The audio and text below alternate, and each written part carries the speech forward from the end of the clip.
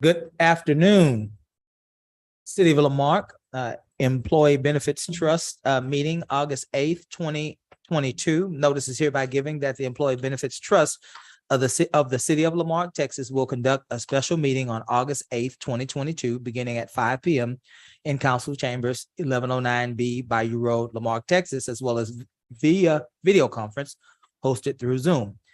Now, let the record reflect that the City Council is, in fact, the Employee Benefits Trust Committee. So that's why this is also your council participating in this meeting. In accordance with Section 551.127B of the Texas Local Government Code, the presiding officer and a quorum of the Lamarck City Council intend to be and will physically be present at 1109B Bayou Road, Lamarck, Texas. This location will be open to the public and the meeting will be broadcast at this location on Channel 16 and via YouTube. The council will meet for the purpose of considering the following agenda. The meeting has been called to order. Kiara, could we have a roll call, please? Councilmember District A, Present. Councilmember District B, Present. Councilmember District C, Present. Councilmember District D is not here at this time, and Mayor. Present. Let's move to invocation and pledge.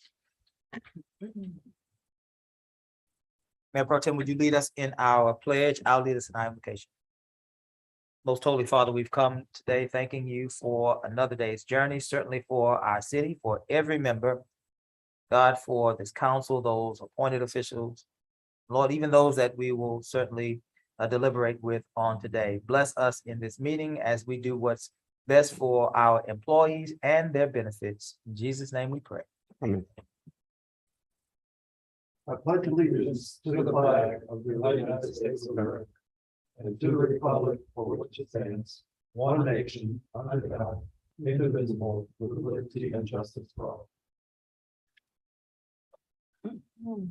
Item 4, we will have a presentation. And we will now turn it over to Mr. Garcia so that he can introduce our guest today.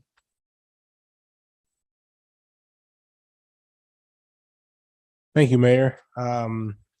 As is custom for us to look at this as part of every year during the annual budget process, is to look at how one of our biggest expenses, obviously throughout the year, being our benefits package, what have you, how that is related to, how that relates to our budget. We have brought forward our partners to make a brief presentation from Gallagher to show you where we stand on that and consider for your review during the budget process and for approval.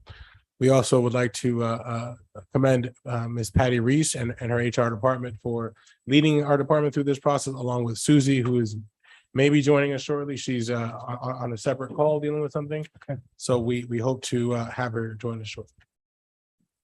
Ms. Patty, is there anything you'd like to say to introduce formally our group here? Nick Long, Tim Brown, and Bush Gallagher. 2 years. Just running for mayor. Uh-oh. I saw your sign. Very really enlightened with all this year. We have been working with our committee. We have a great committee of 15, and they're all really involved. So absolutely. Thank you. I'm Nick Long. Been with the city for quite a while, kind of helping you guys go through these different plans. So when we kind of sat down and look at it every year, we want to make sure that this thing it's a competitive plan, that you're offering benefits that are going to help you attract and retain employees at a competitive price. And so this year we had a lot of the products under rate guarantee already. So if on page 3, this lays out the major benefits that the city offers, and you can see the dental, the vision, the life, and the basic life we actually had under rate guarantee, and they were already under contract. So those are going to be no change either on the benefits or on the rate, and those are locked up for another year still. The medical is always a year-to-year contract. And the first thing we do whenever we start at this is we look at your claims experience. And so basically how much you have paid the insurance company, how much the insurance company has paid out. Y'all are with Blue Cross Blue Shield and TML. And so you're already in a pool. So it's obviously the Texas Municipal League's nonprofit pool that actually takes all the claims from smaller cities, puts them together. You are contributing in a positive manner to that pool. So your claim experience looked pretty good. And so at the end of the day, where inflation in medical plans is running around 11 to 13% across the state, you actually ran better and contributed to that. And so we were able to get a lower renewal than the inflation rate. And so we're able to bring that renewal in at a 7% renewal. And that 7% renewal is for your exact same plan as you have today. And so then the next part of that is we look across the county and the greater Houston area and the state as a whole to figure out, are you offering a plan that is still able to attract and retain employees? And so we surveyed all the other cities and the surrounding cities in Galveston County and throughout the greater Houston area. And the plan that's being offered by the city of Lamarque still stacks up extremely positively next to what's being offered out there by other cities and even other private employers. And so your plan with the $1,000 deductible 80% plan with the Blue Cross Blue Shield network is an outstanding plan and is in the top 88 to 92nd percentile of what's being offered out there. And so when you stack on top of that the city pays 100% for the employee, you're one of the only cities in the county doing that, and one of the only, frankly, employers doing that. You don't see that even with private employers. So the city is offering a very robust benefit package that is not only a competitive plan, but extremely competitive premiums as well. And so that will hopefully, continue to help you retain those valued employees and allow you to compete in the open market for others as well. And so really, from your employees' perspective, there is not a lot of changes. The plan is the exact same as it was last year. The rates on the voluntary and the rates of the other ancillary products are exactly the same.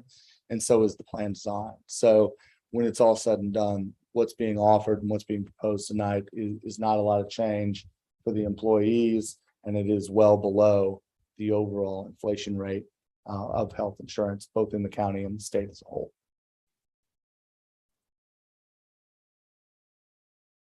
Very good. Does anybody have any questions for Nick? We do have a couple of other things that we're planning and working with your staff to create. A couple of those is a biometric screening event that will be paid for out of the funds as well. And so that's, getting people to know their numbers. It's obviously a very important part of overall wellness is to get people to take those blood tests, identify, catch things early, start building up that wellness plan. And then also a flu shot drive, which will occur later this year to help people get those flu shots, keep them healthy, particularly those first responders or people that deal in general in the public oftentimes. So we're doing that, and then we'll continue to monitor some of the ancillary products as well. If I may, Yes, sir. I want to commend what was here in place before. I think those are some things that are the unquantified benefits that could be offered to that extent. For any staff who maybe has not received their COVID shot, we would like to hopefully try to encourage that. We're working on some ways of possibly offering that as well. But these are other forms of ways we can do to protect our staff.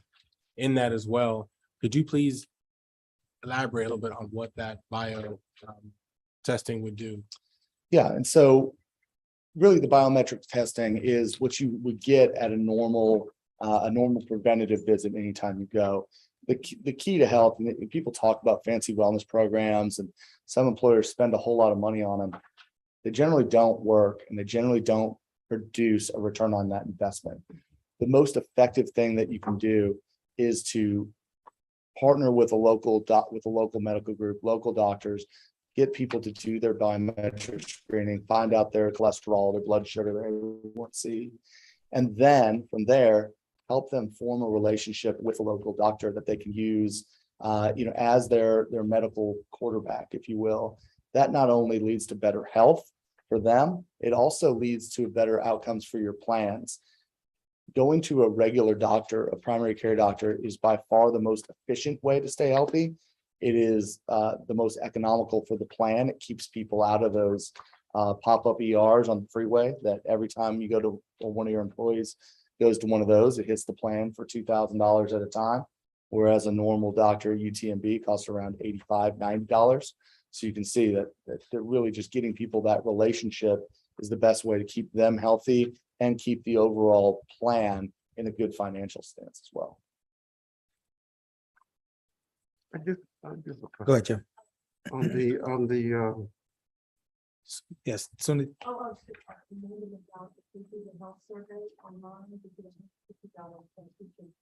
And so there's a variety of other sides of this as well inside of the plan, which is built in. And so if they do the health risk assessment, so it's a simple, quiz that they take online, probably takes 15, 20 minutes to do.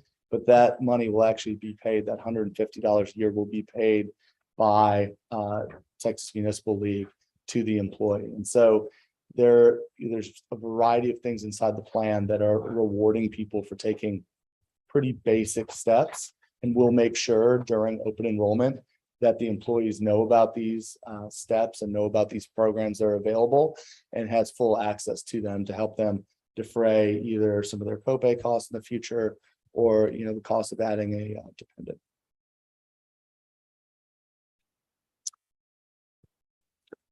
Go ahead, Jeff. if you could clarify something for me, on the annual prescription, you've got a copay here listed of $10.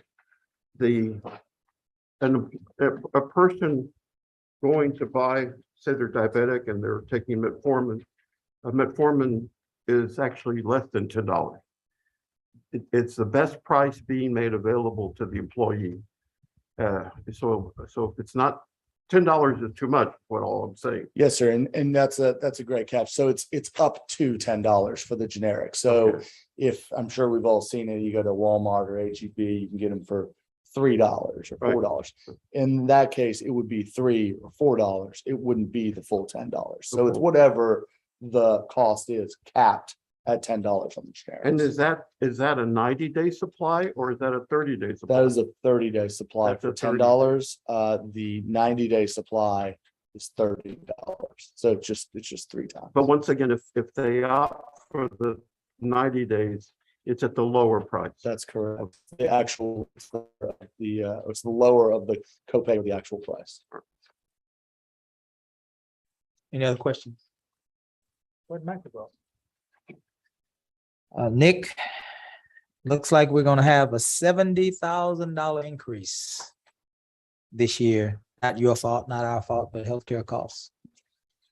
Yes, and that's primarily due, your plan actually ran very well.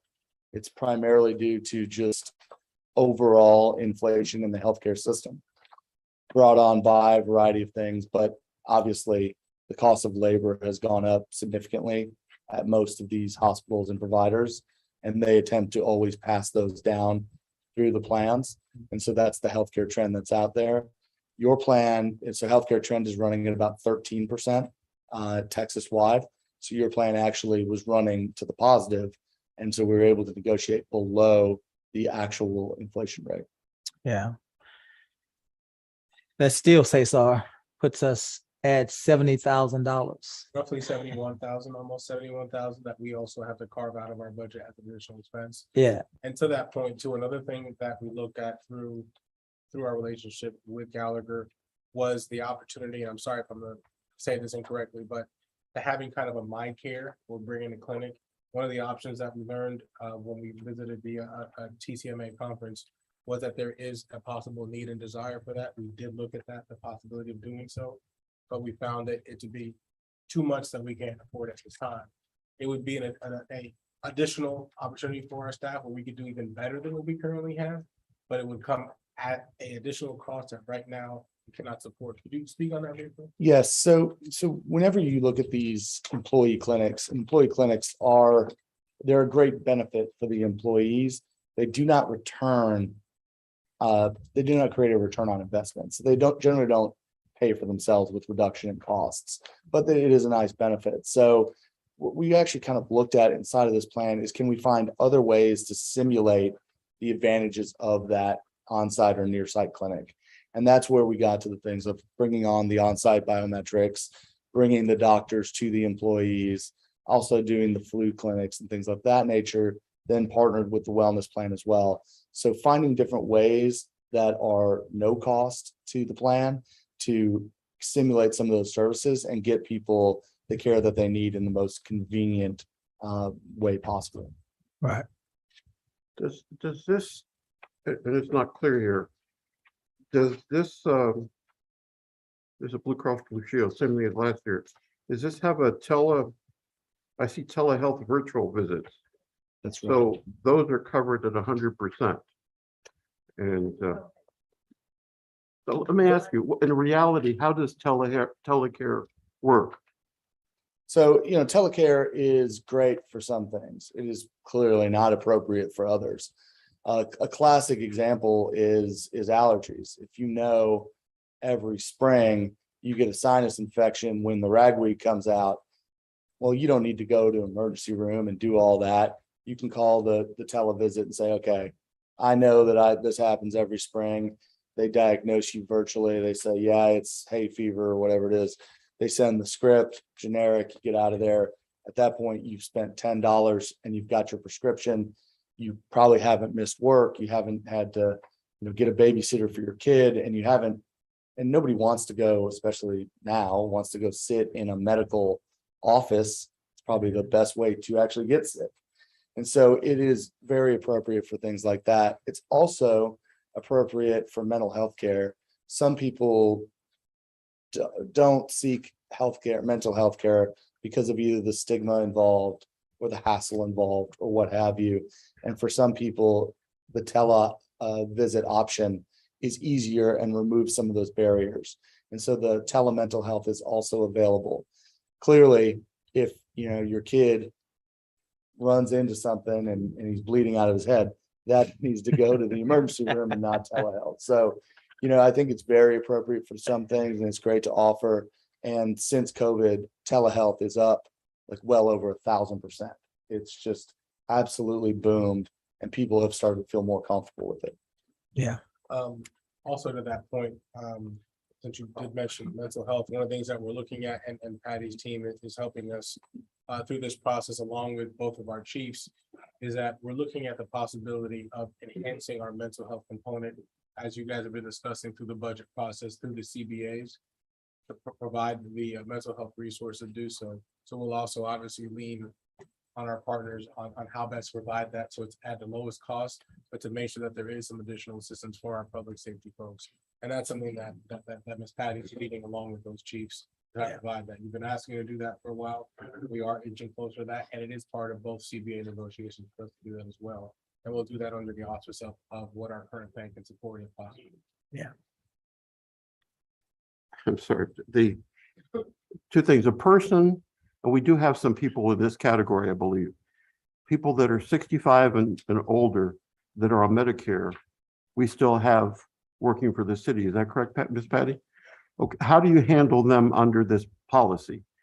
Since they're on Medicare, are they just paying the like a Medicare supplement? What's the savings associated to them and to the city? So your plan is still, if they're an active employee, your plan is still primary, even though they're over the age of 65.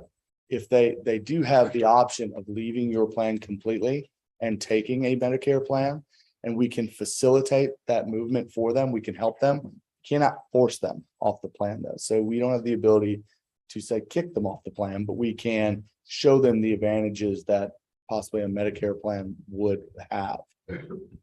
Well, certainly just from because I'm involved in this area, if I opt for Medicare and I take a plan G, plan F is no longer available, but it was for me. I have 100% of my costs covered. Plan G, you pretty well have 100% of your cost covered. So Medicare is the primary, and maybe $150 to $200 premium a month, as opposed to this premium that they'd be paying. There's a significant savings for people there. Are we telling people that? Are we alerting them, Patty? We communicate that during open enrollment and spell that out for them and show them the options. We do not force, we just can't force them. No, I into it, but understand we that. will. That's an individual choice. We will, and we will make a proactive outreach to any people over 65 during open enrollment. And we'll really start that communication. We can start it more when they're about 63. So they start thinking about it a little bit as they age through it and give them those options. And we'll do that during open enrollment. Last question, I think. Health savings accounts. Please explain to me, what role do they have, if any, in the context of a municipal government? So your plan is not eligible for a health savings account. Okay. You need a higher deductible in order to make it eligible. And you'd also have to eliminate all the copays. So for a health savings account to be eligible for that, you cannot have any first dollar coverage. So we could certainly put a plan alongside it in the future. They are not extremely popular in municipal plans, just because, you know, municipal plans change slower than private sector plans. And because you offer $100 or $1,000 plan at 100%, a lot of people wouldn't choose to make that. We would definitely suggest over time to implement them, put one alongside. People will steadily kind of progress through it, but you will see, even if we offered one, you would probably get 7-10% of the people the first year, and it will grow by a few percent every year. Every year you offer it. Mayor Pro Tem, if I may, that's one of the options we considered for this year, but unfortunately, due to our current constraints, it would cost more for us. Although it is a benefit for the employee. Also, due to the current use of how our plans are staggered, you have more folks taking advantage of our current benefits personally, but not so much for their family due to the high cost for family plans. So there is an actual catch. If our family plan was more favorable, it also would probably allude to having that opportunity of offering that as an added benefit. I am one personally who would certainly take advantage of that, but in this case. I'm an employee of the city of Lamarque. I have 6 kids, myself and 6 kids. Do I have the option of saying to the city, I am not taking your health plan. I am seeking my health coverage through the healthcare.gov because of my number of kids and my salary. It's more beneficial to me. It would not, more than likely it would not be, but you do have that option. So the reason it would not be is because of the contribution to the employee only. It could be more economical to say, put your wife and kids on the exchange, but it wouldn't make sense to pull yourself off of the plan and go on to the exchange. Well, that's not the question. You answered my question. There is that option. If I wish to leave, I can opt out. Absolutely. All right, that's all my. Anything else, council? All right.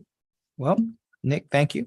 Certainly, we are going to deliberate on this shortly. If you all want to stick around. Looks like item 5 is public safety. Is that right, Mr. City Manager? Yes, sir, it is. Sorry, excuse me. Yes, sir, it is, and I believe that's a typo. There are no public safety items. There's no public safety here. It's the next agenda. That should be on the next agenda. So, and actually, we don't even have it. Okay, Yeah, let's I'll take that. let's move past that to citizens' participation. Limited to 3 minutes per person. Comments from the public will be heard at this time. Any person with city-related business who signed up may speak to council, limited to 3 minutes. You wish to speak, give the mayor your full name, your address, item you wish to speak about. Complies with Texas Open Meetings Act, the city may not deliberate on comments. Personal attacks will not be allowed, and personnel matters should be addressed to the city manager during normal business hours. If you are visiting with us via phone, you may press *6 to mute and unmute yourself. If you are attending via Zoom, smartphone, tablet, or computer, there should be a microphone icon in the lower portion of your screen. You may mute yourself and unmute yourself by pressing the microphone icon. If you are visiting with us in person, you may approach the podium to my left, to your right. Give me your name, your address, an item you wish to speak about, and you will be heard. Kyle, are there any persons online wishing to speak?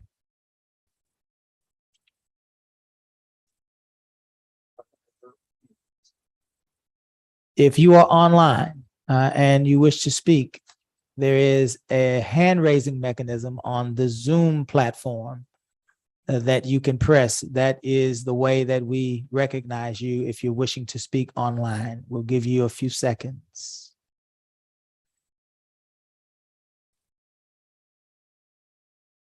Very good. Mayor, That's- also, like, if I may, we will also have public participation available during our 6 o'clock meeting. So anybody who was not able to speak now can also do so at that time. Very good. Duly noted. Kiara, do we have any persons wishing to speak in person? No, sir. All right, let's move to item 7. New business, item presented to council for discussion and for council to provide direction. Item 7.1, benefits consultant, discussion, possible action authorizing the city manager to execute renewal of the agreement with Gallagher Benefit Services Incorporated as consultant for city employee benefits in the amount of $40,000.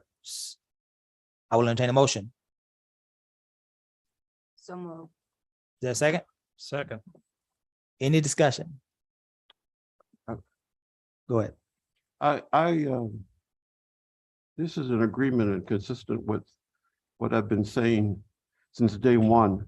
All these long-term contracts are not consistent with, in my world, of proper business. When you have long-term contracts, you should always put out a new RFP, like we did with our CPA and auditors. Our same auditors applied, and I will be voting against this renewal simply because I would like to see this put out as an RFP. Gallagher has done an effective job. They need to resubmit. And more importantly, I want us to be above board.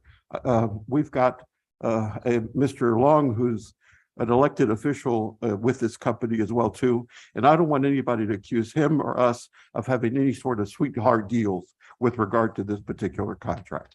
So that's my other reasoning behind that. Very good. Any more discussion? Well, this is going to be a 1, 2, 3 person vote. My good friend, Mr. Long, donated to my campaign and has a vested interest in this company. And so I will not be voting on this, but I will certainly preside over the vote. All those in favor of renewing this contract signify by saying aye. Aye. Any opposed? Nay. Nay. The contract fails at this time 2-1. So certainly we need to provide more direction to our city manager as it relates to this and other contracts. As it relates to our health benefits. So council, at this time, what do we suggest? Are we asking the city manager to go out for bids? Yeah, Joe makes an interesting point when he says about the RFP. So this has this ever been vetted at all? Yes, it has. It hasn't. Ms. Patty, could you approach? Right. I don't think, is Susie on? Yes. Oh, she's on. Okay. Sorry. Susie, yeah. It's been about 2 years. We went out for bid. I think in the last 2 years, we went with Gallagher. Susie, isn't that correct? She on? Yes, that is correct. So it was properly vetted. Yes, yes. we There went was an through RFP. IRP, we went through IRP and another, what was the other one, Susie?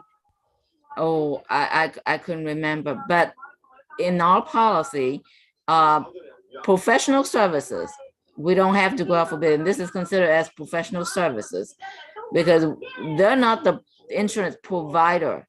It's Blue Cross Blue Shield, TML is the insurance provider. They would be considered as professional services, like consultant work. Now, we went ahead and went out for bid anyway, but we didn't have to. Okay, that was when Carol was here. So, I mean, we can go out for bid, but we don't have to. That's what I'm trying to say. Let's see if we can find a pathway forward. Mayor Pro Tem, is it your heartburn? And I'm going to ask you to take take more of an initiative on this conversation. Is it your heartburn, the length of years in this agreement? Is that what your heartburn is? Well, that's number one, Okay. the best practices also, just like we did, actually, that same answer was what we had for the auditor. So it's the same answer, it is professional services. We don't have to. Best practices is you go out, these long-term relationships should be looked at.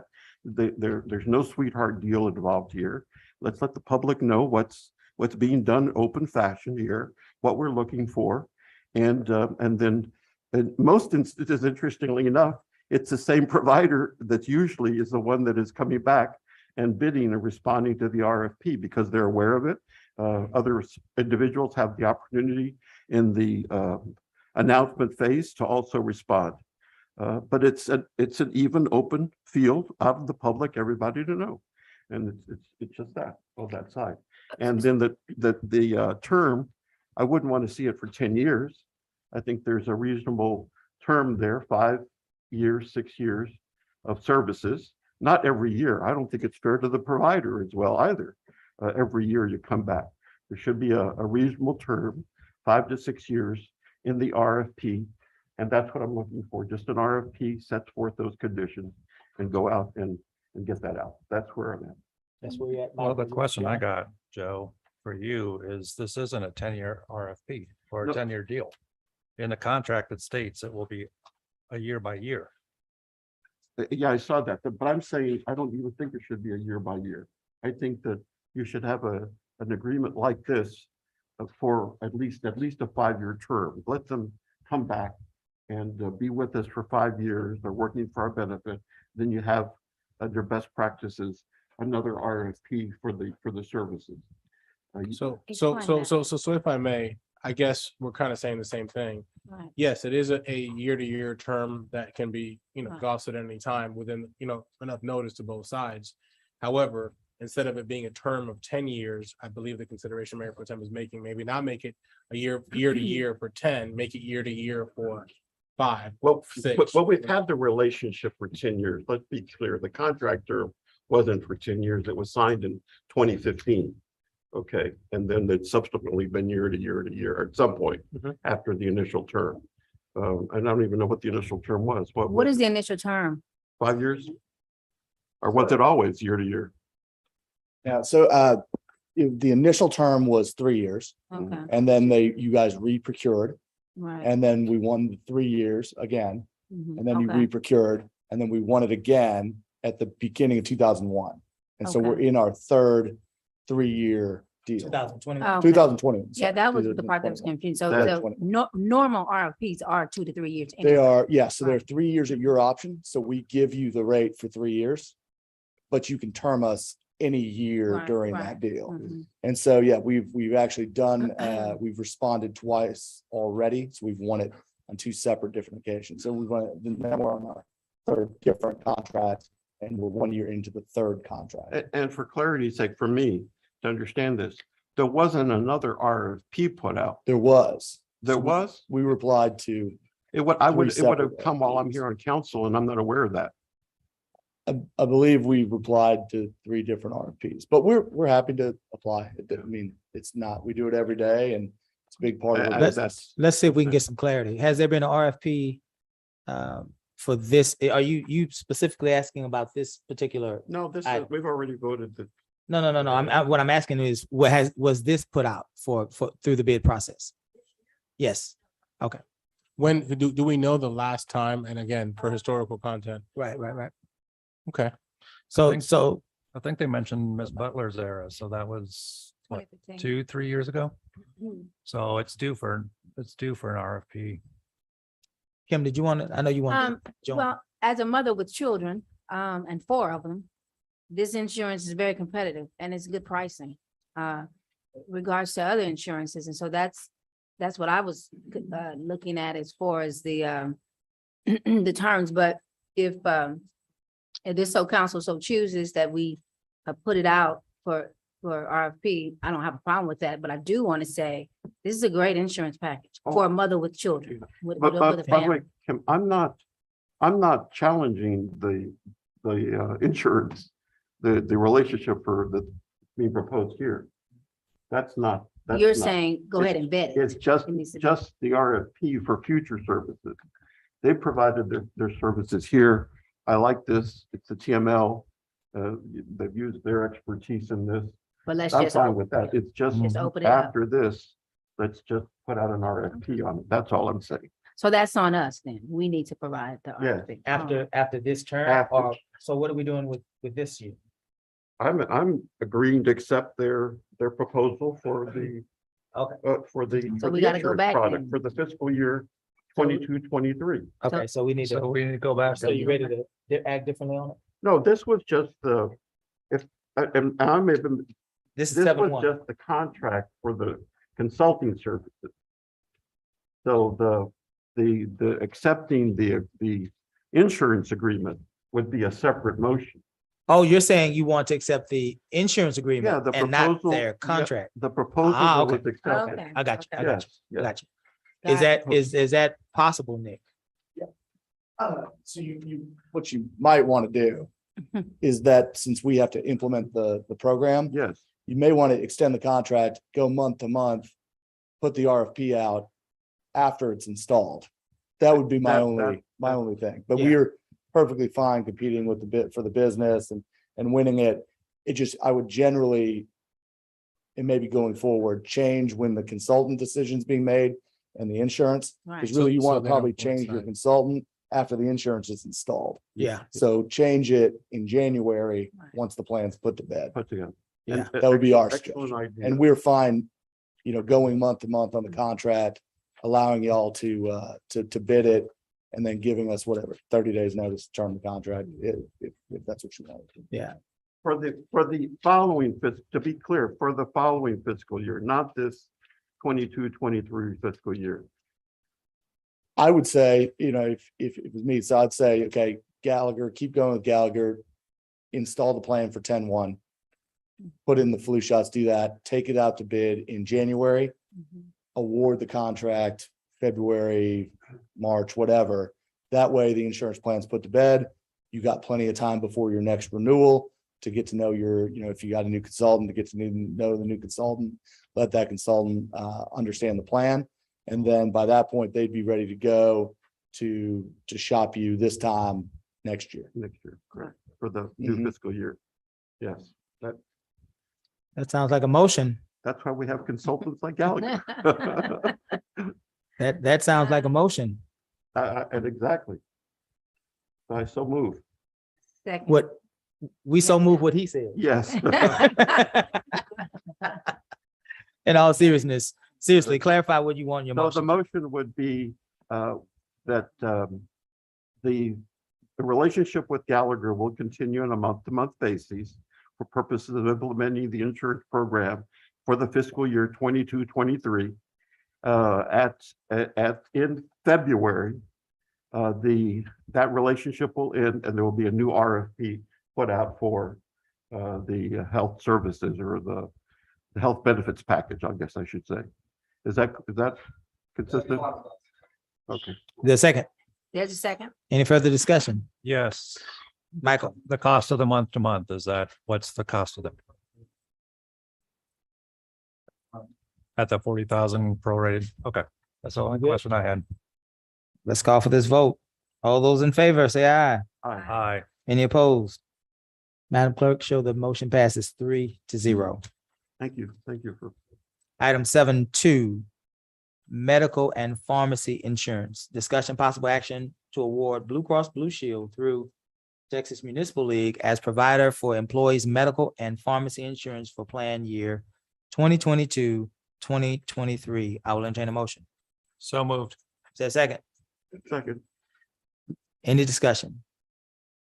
Let the record reflect that our insurance costs will go up approximately $70,000 this year. So certainly as we look at our budget and as we look at our tax rate, we need to consider that there are costs that are rising as we speak. Any further discussion? No. Hearing none, we'll call for a vote. All those in favor? Aye. Any opposed? 7-3, life, dental, and voluntary vision. Discussion, possible action to award MetLife as provider for employees' life, dental, and voluntary vision insurance for plan year 2022-2023. I'll entertain a motion. So moved. Is there a second? Second. Any discussion? How much has this gone up this year? How much what? How much has this gone up?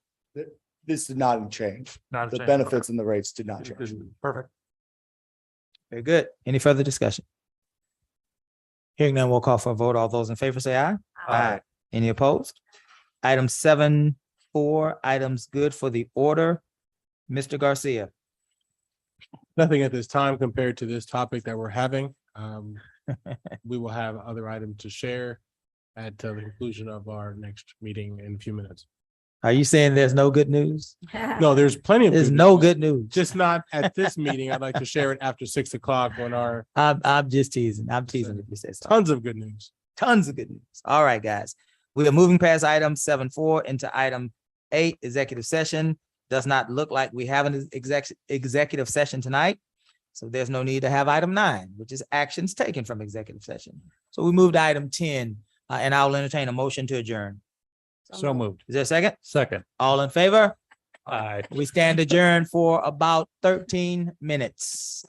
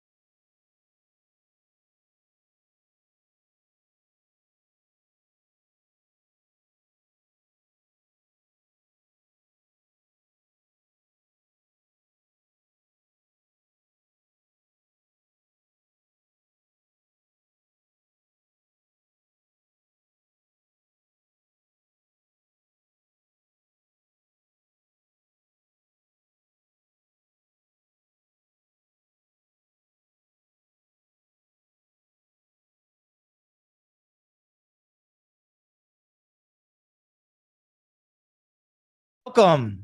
There was so much hustle and bustle in here. It sounded like a community. A good sound, good feeling. Welcome. City of Lamarck, City Council regular agenda of August 8th, 2022. Notice is hereby given that the City Council of the City of Lamarck, Texas will conduct a regular meeting on August 8th, 2022, beginning at 6 p.m. Council chambers at 1109B Bayou Road, Lamarck, Texas, as well as via video conference hosted through Zoom. In accordance with section 551.127B of the Texas Local Government Code, the presiding officer and the quorum of the Lamarck City Council intend to be and will physically be present at 1109B Bayou Road, Lamarck, Texas. This location will be open to the public and the meeting will be broadcast at this location on Channel 16 and via YouTube. The council will meet for the purpose of considering the following agenda. The meeting has been called to order. Here, would you give us a roll call, please? Councilmember District A, Present. Councilmember District B, Present. Councilmember District C, Present. Councilmember District D, Present. and Mayor. Present. And certainly we want to invite Councilwoman Kimberly Yancey to lead us in our invocation and Councilwoman Casey McAuliffe to lead us in our pledge.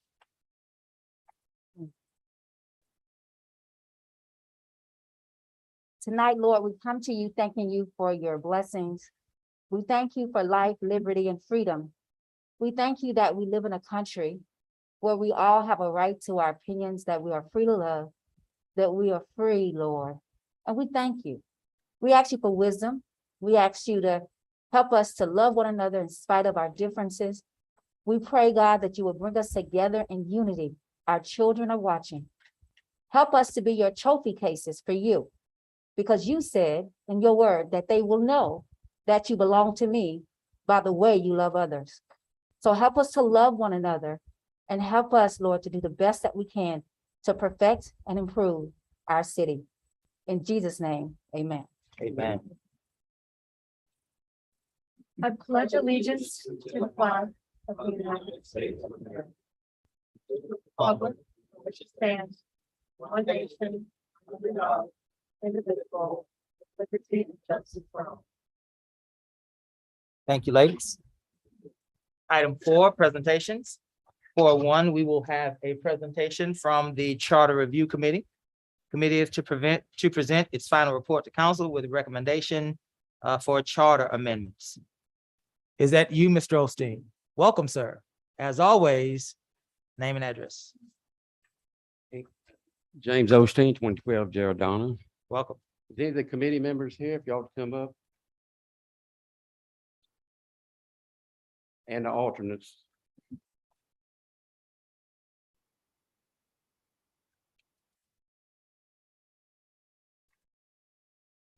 believe y'all got a copy of the of our recommendations. Is that correct? Okay. I'd like to start out by letting y'all know and the public know we got 15 articles in our charter. Them articles have sections in them. There's 170 sections in our charter. That's a lot of sections, and we looked at every one of them.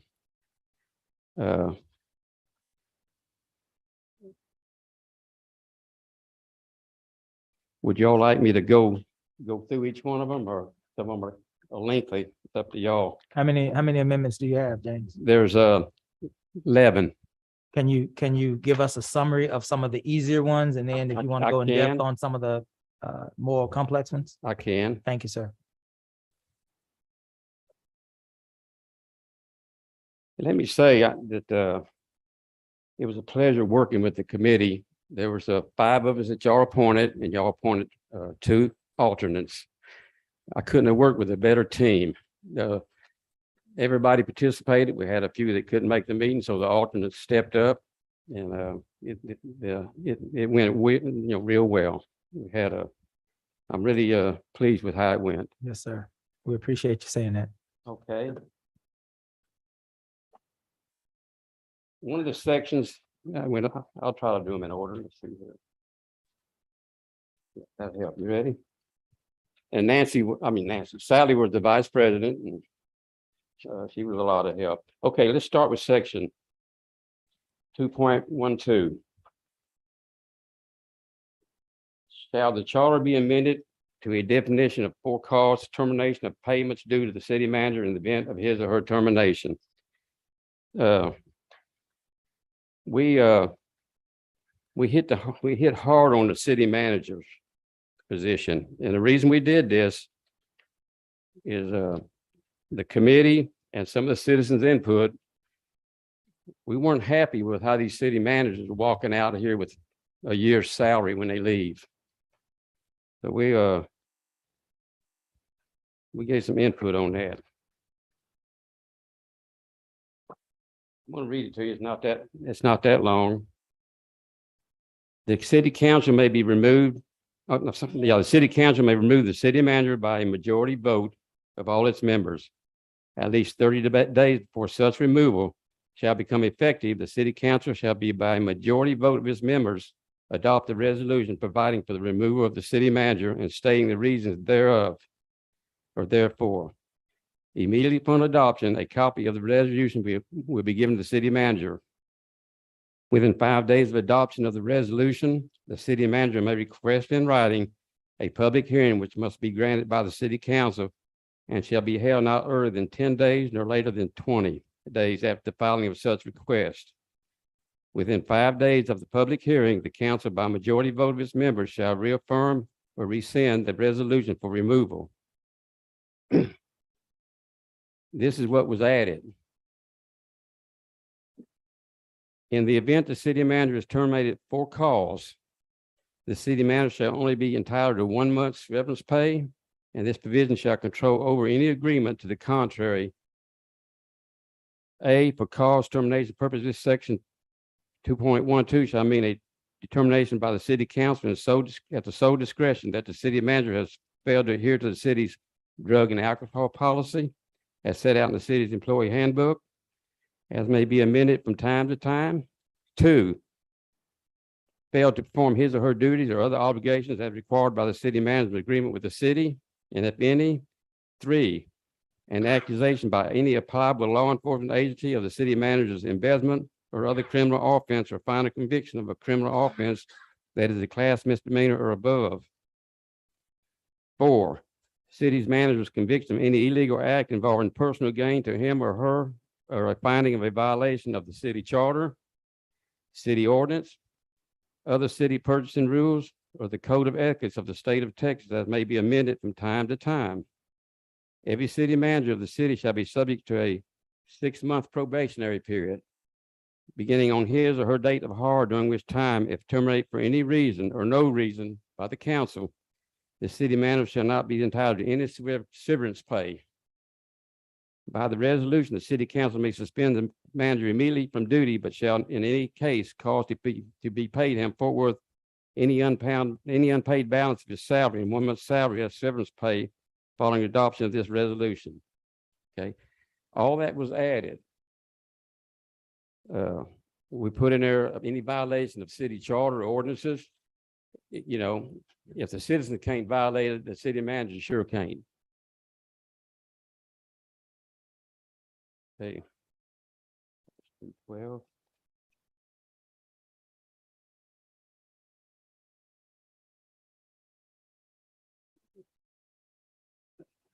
The second one was, again, concerning the city manager. Let me state to everybody that this doesn't go retroactive. This doesn't affect the city manager. This has nothing to do with the city manager. He's not guilty of any of this. It's the previous ones that we're aiming at. Okay. Section 3.05. The city manager may recommend the creation of administrative departments to the city council for establishment by ordinance. The work of each department may be distributed among such divisions thereof as may be established by ordinance. The city manager may establish temporary divisions of department upon approval by the city council. The way it was written, the way it's written right now,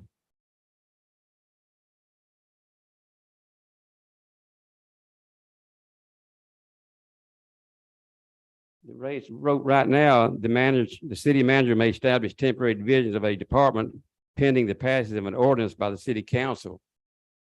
What happened in the past, city manager, he established some temporary divisions of or departments without council approval, and he hired 2 or 3 people which he shouldn't have, and he paid them before y'all could pass the ordinance.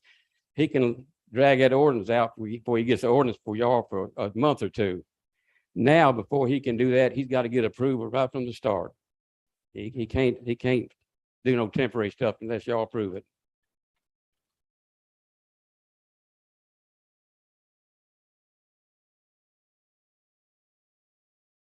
I want to do this one last on the recall petitions.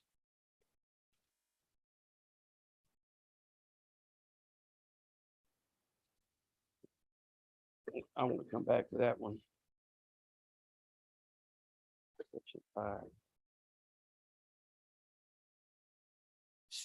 Section 804, this involves financing. This was presented to us by staff. Let me find it here, 804. On section 804, they wanted the charter to be amended to monetize the language that relates to finance of the city of Marque. On section 804,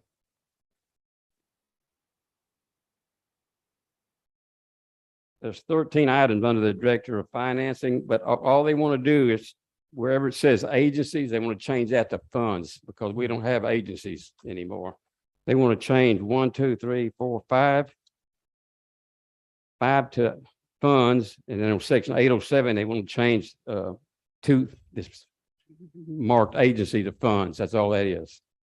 That's just cleaning it up a little bit.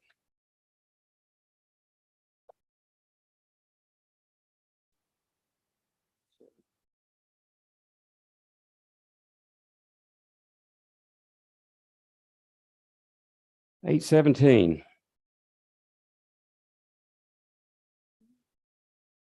At any time in any budget year, the city councilor may, pursuant to this section, make emergency appropriations to meet a pressing need for public expenditure for other than a regular or recurring requirement to protect the public health, safety, or welfare. Such appropriation may be by resolution adopted by the favorable votes of at least 4/5 of the members of the city council.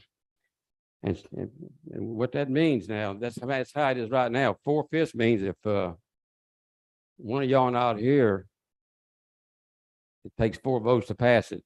Okay, if 2 of you not here, 3 you can't pass it. That's what that means.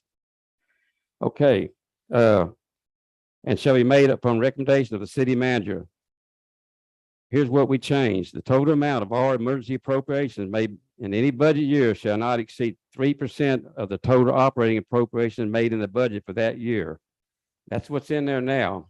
But we changed it to the total amount of emergency appropriation made in any budget year shall not reduce the general fund balance below 90 days operating expenditures at the year end of that budget year. This will help curb emergency expenditures and preserve the city's fund balance.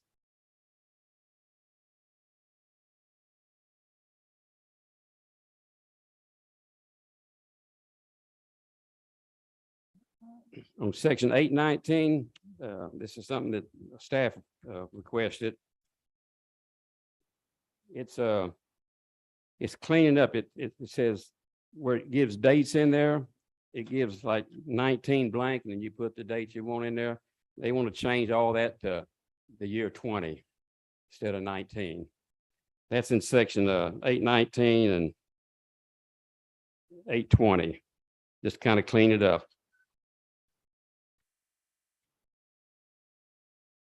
Yeah, I want to go back to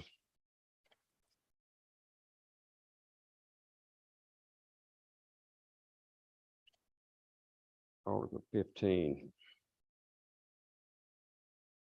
I'm sorry, Article 5.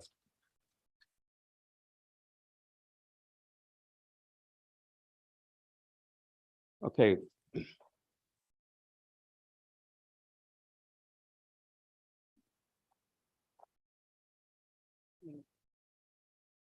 Okay, this is in Article 5, Section 513. It's concerning recall petitions. This was a biggie for us. It took up the most time, and we got input from it from citizens and probably all of us was concerned about this section. Recall petitions. Any elector of the city of Marque may make and file with the city clerk an affidavit containing the names of the officer, officers who removal is sought, and a statement of specific grounds for removal. Now, what I'm reading now is what we're recommending. The clerk shall thereupon deliver within 5 business days after the delivery of the affidavit by the elector making such affidavit, copies of a petition blanks demanding such removal. The recall petition shall include a brief statement from the officers who recall is sought responding to the allegations in the affidavit. The city clerk shall keep a sufficient number of such printed petition blanks on hand for distribution. Such blanks, when issued by the city clerk, shall bear the signature of that officer and be addressed to the city council and shall be numbered, dated, and indicate the name of the person to whom issued. The petition blanks, when issued, shall also include the number of such blanks issued and the name of the officer whose removal is sought. The city clerk shall enter in a record to be kept in his office the name of the elector to whom the petition blanks were issued and the number issued to said person. The rationale with this change was this will allow the official whose removal is sought the opportunity, if he or she chooses, to respond in writing to the recall petition charges. So what that means is, in fairness to an elected official being recalled, it gives them the opportunity, if they want to, on the same affidavit that's going to be passed around to the citizens, to respond to what the affidavit charges it with. That's what that does. So when someone's signing the petition, they can look and see what the charges are by the individual that's trying to recall them or the group, and then they can see what that official's response was. It just makes it, it keeps the citizens from wondering, well, what is he being recalled for? It just makes it fair both ways. And you know, there's several questions about, do we even have to have a recall? But the whole committee was total favors. You have to have recalls. That's the only way you can control your public officials that you elect. So we have to have recalls. And there's another section concerning the recall.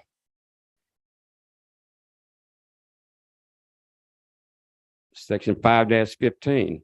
This is new. Some of this is new stuff. I'll try to point out the new stuff. The city clerk shall at once examine the recall petition. If he finds it sufficient as in compliance with the provisions of this article of this charter, he shall within 5 days submit it to the city council with his certificate to that effect and notify the officer sought to be recalled of such action.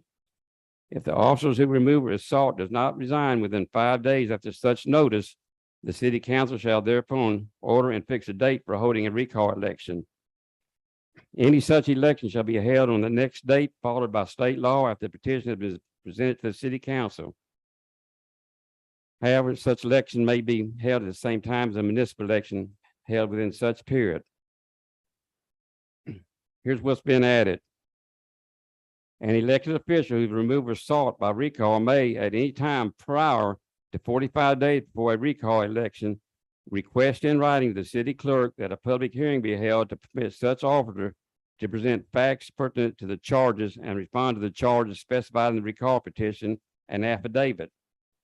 Should a request for public hearing be made, the city council shall order a public hearing be held not less than 7 days, no more than 15 days after receiving such request for the public hearing. Notice of the public hearing shall be posted in accordance with the law and published in the official newspaper of the city at least 5 days before the hearing. The rationale behind this will allow the member of city council whose recall is sought the opportunity to respond to the charges. Physical impact, it'd be the amount to call a public hearing.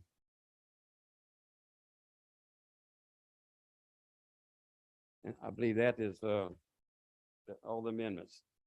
Very good. Okay. And now, I don't have to tell y'all this. Y'all got the option to reject what we amend to sent to you, or y'all can amend it. It's in y'all's ballpark now. Yes, sir.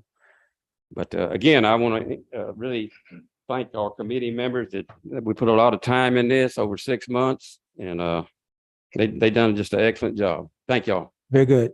We want to thank you guys. Hold up, James. Yeah, we want to certainly acknowledge each and every one of you, your committee members, and we want to thank you as a council for the work that you all have done. Tremendous work. Nobody likes to deal with charter issues and charter amendments. It's dry. It can be boring, but you all stayed focused. You stayed the course, and you all have done a great service to the city. So we appreciate everything that y'all have done. Now, certainly, we would like to know your names, although we know your names, but folks that are listening probably don't. Okay, my name is Sally Austin, and I was vice chair of the committee. We did put a lot of thought in this. We got not only responses from other city citizens, but also from the staff. There were several requests for changes, amendments that were submitted to the committee that we did not change. Staff members had some, we just felt it wasn't worth putting it on with 11 amendments. We started out with 54. And we narrowed it down. We narrowed it down to the 11, the ones that we thought were most important for now for the citizens. And the way they appear on your report is what we thought was prioritized in the way that they should appear on the ballot if you so approve the amendments. Now, y'all can change them also. You'll be able to change the order and submit it the way you want it on the ballot. Thank you. David Pennington. I was an alternate, but actually I got a chance to serve a lot in this committee. And I want to thank council for the privilege of being able to do that. I learned a lot. There was a lot about the charter that I had forgotten or missed, and I was able to catch up on that a lot. It was an honor and a pleasure to serve with the people on this committee. They did an outstanding job. Everybody had input. Everybody participated. And I just want to thank the council for that opportunity. Very good. Oh, thank you, Mr. Pennington.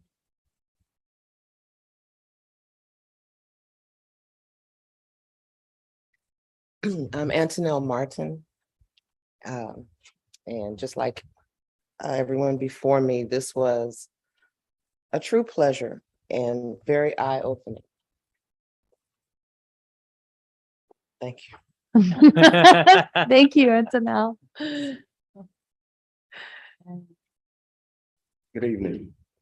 Rashard Loftus. Yeah, it was indeed a pleasure to serve on that Charter Review Committee, and thank the council and all that appointed me, and that's about it. James, I know you had a couple of other, that looks like how many? 1, 2, 3, 4, 5. There are 2 others, right? We had a young man named Allen, I remember his first name, and then Councilman Lane was on there also. That I don't guess they could make it to Val Allen. Val Allen and former council member Christopher Lane. Yeah, he was also on the committee. Okay, so I guess the committee is ended as of tonight, I guess. Yes, we will, the council will take this up at a later date and certainly forward these to our have them on our election in November. Okay, Definitely. very good. Thank you. Thank you so much. Thank Council, you. do we have any, while they're here, do we have any questions for any member of this? Yeah, we don't want y'all to run too far. I don't have questions. I just want to say thank you for all the hard work y'all did. I know it's a tough task. I will say we had staff. The staff submitted, I think 12 amendments, and I think we only approved 1 or 2 of them. We wasn't thrilled about some of them. And then we took care of 42. Okay. Thank you. Yeah. Good Well, deal. thank you. I want to know, was it everything you dreamed it would be? Serving on charter review?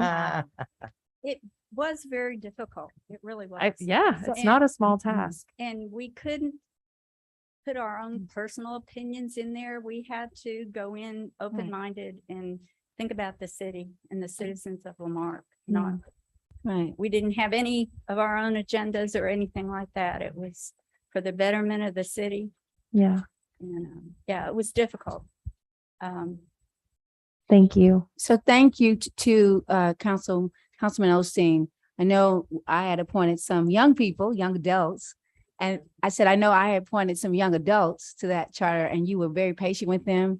They told me they learned a lot Good. from you. So thank you for your wisdom. You bet. Thank you. Thank May you, I- guys. May I have a quick question on Yes. that? For the record, one of the amendments that was requested, and if you guys could please clarify, one of the amendments that was requested by staff was the possible creation officially through our charter of a Parks and Recreation Department in order to properly pursue certain grants and have an actual org chart. Could you just state for the record what the outcome of that was? I'm sorry, say that again. When we asked for one of the amendments to possibly be a addition to a Parks and Recreation Department formally in our charter, what was your consideration to that and what your records found? I have to go back and look. But you know, there's one amendment I missed. I'm sorry. I'm sorry. That's all right, James. It Yeah, happens it's to the best of it us. concerns money, so I'm sure the citizens want to hear it. And just like, if I may, for the record, the reason for that particular one is as certain grants we apply for, one of the questions on most federal funds that is requested is, well, do you have a official Parks and Recreation Department? And there was some ambiguity in that situation as to what related to our charter. So if indeed we formally added, even though not changing anything, leaving it still reporting under our Public Works Department, that if that was there, that whether or not we would be able to qualify for certain more points on certain applications. So let's look at that at a later date when the council considers it. You can bring that back, say, sorry, James can come back to represent the committee to help us to understand what their thinking was. So the council can help perhaps solve this riddle. Yeah,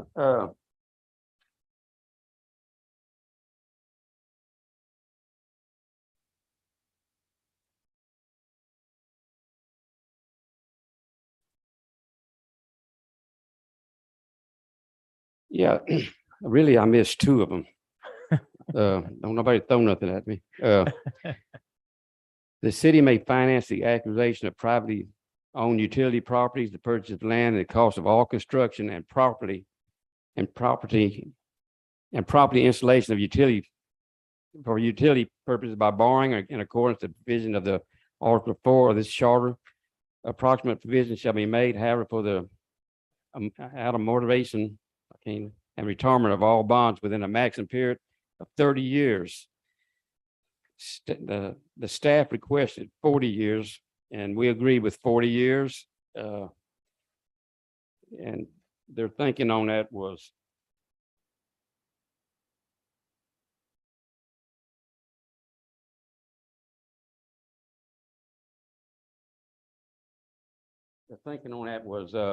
it increases options for financing bonds.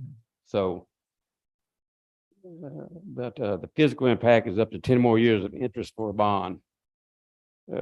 We agreed with that. We're not real knowledgeable on financing, so we figured that we let the council work that out with them. That'll be y'all's deal. There's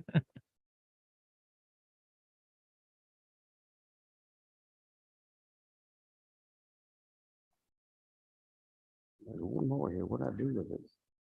Yeah, right here. Appointment of a municipal judge, city prosecutor, and city attorney.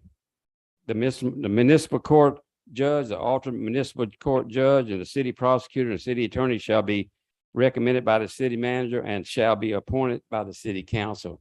That's the way it reads now. Otherwise, y'all shall appoint whoever he recommends. We changed that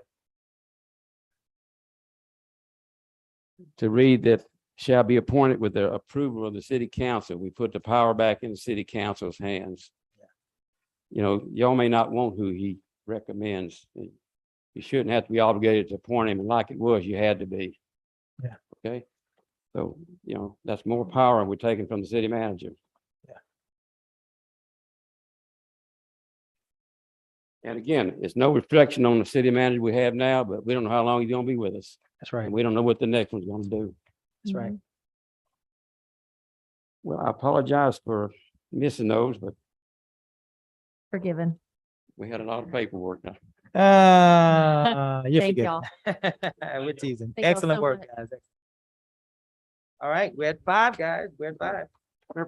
Point of information, what's the latest date that we have to pass a resolution or charter, I guess, All, before the November, all just on the elec- November? all elections for the November, measures for the November election have to be called by August 22nd. August what? 22nd. August 22nd. 22nd. 22nd. Mhm. Today is the Eighth. 8th. We got about 2 weeks. Give or take, yes. What that would do is if we don't get it on the current agenda for the August 15th meeting, it would trigger a special meeting between the 15th and the 22nd. Should you? Well, let's get it on August 15th. That's what we're working on. Let's We take are- care of it, I yeah. wanted to make that point. In addition to that, is that also, Let's have a public hearing. Yeah. Did you factor that in, Kara? So the 15th is still good, even with that? Or do you need time to tell me? You believe you should be good? Okay, double check. And just certainly at the end of the meeting, we might be able to get clarity on that. Good deal. All right, guys, you good, Joe? Yes, sir. All right. Citizens participation limited to 3 minutes per person. Comments from the public will be heard at this time. Any person with city-related business who has signed up may speak to council, limited to 3 minutes. If you wish to speak, give the mayor your full name and address and the item you wish to speak about. Compliance with the Texas Open Meetings Act, the city may not deliberate on comments. Personal attacks will not be allowed, and personnel matters should be addressed to the city manager during normal business hours. Press *6 if you are visiting with us by phone to mute and unmute yourself so that you may speak. If you are visiting with us via Zoom, smartphone, tablet, or computer, there should be a microphone icon in the lower portion of your screen. Certainly, you can use that to mute and unmute yourself if you wish to speak. If you are visiting with us via Zoom and you wish to speak, the new request that we have is if you are able, there is a hand raising icon through the Zoom platform. If you wish to speak, if you would press that so that Kyle can acknowledge you by the raising of your virtual hand. If you are visiting with us in person, you may approach to the podium to my left and to your right. Again, give the mayor your name, address, and the item you wish to speak about, and you will be heard for 3 minutes. Kyle, do we have any persons online wishing to speak? All right, we'll come back if we need to allow them time to learn how to raise their hand. There are several here in our audience today, and welcome each and every one of you.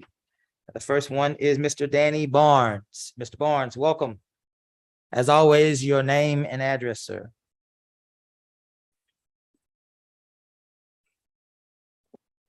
Danny Barnes, 26 North Flamingo. Just wanted to come up and say that, you know, Omega Bay and the city have not seen eye to eye for many years. We've always felt pretty neglected. And I want to thank this council for the work y'all have done recently, the help you have provided to help Omega Bay. And I just want to say thank you. Is that it, Mr. Barnes? Is that a catch? Thank you, sir. Thank you, sir. We definitely appreciate you recognizing the work that we've tried to do. And as we've said, and I've always said, Omega Bay is a part of our community. Can't say too much more than that. This is citizens' request to speak. Citizen number 2 is Mr. James Osteen. Welcome, council member, former council member James. Name and address, sir. James Osteen, 2012 Jaredona. And I really didn't want to do this tonight, but I'm obligated to. On ordinance 0010 or the 2022-0010. I'm all for helping Omega Bay. I think we need to do that. I don't have any issues with Omega Bay and y'all helping them. But what I do want to make sure we don't have a problem tonight with violating our zoning ordinance. Okay.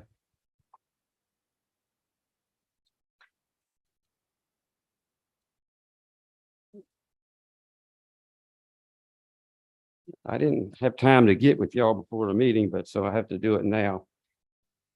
This section 71-26, item H in our zoning ordinance.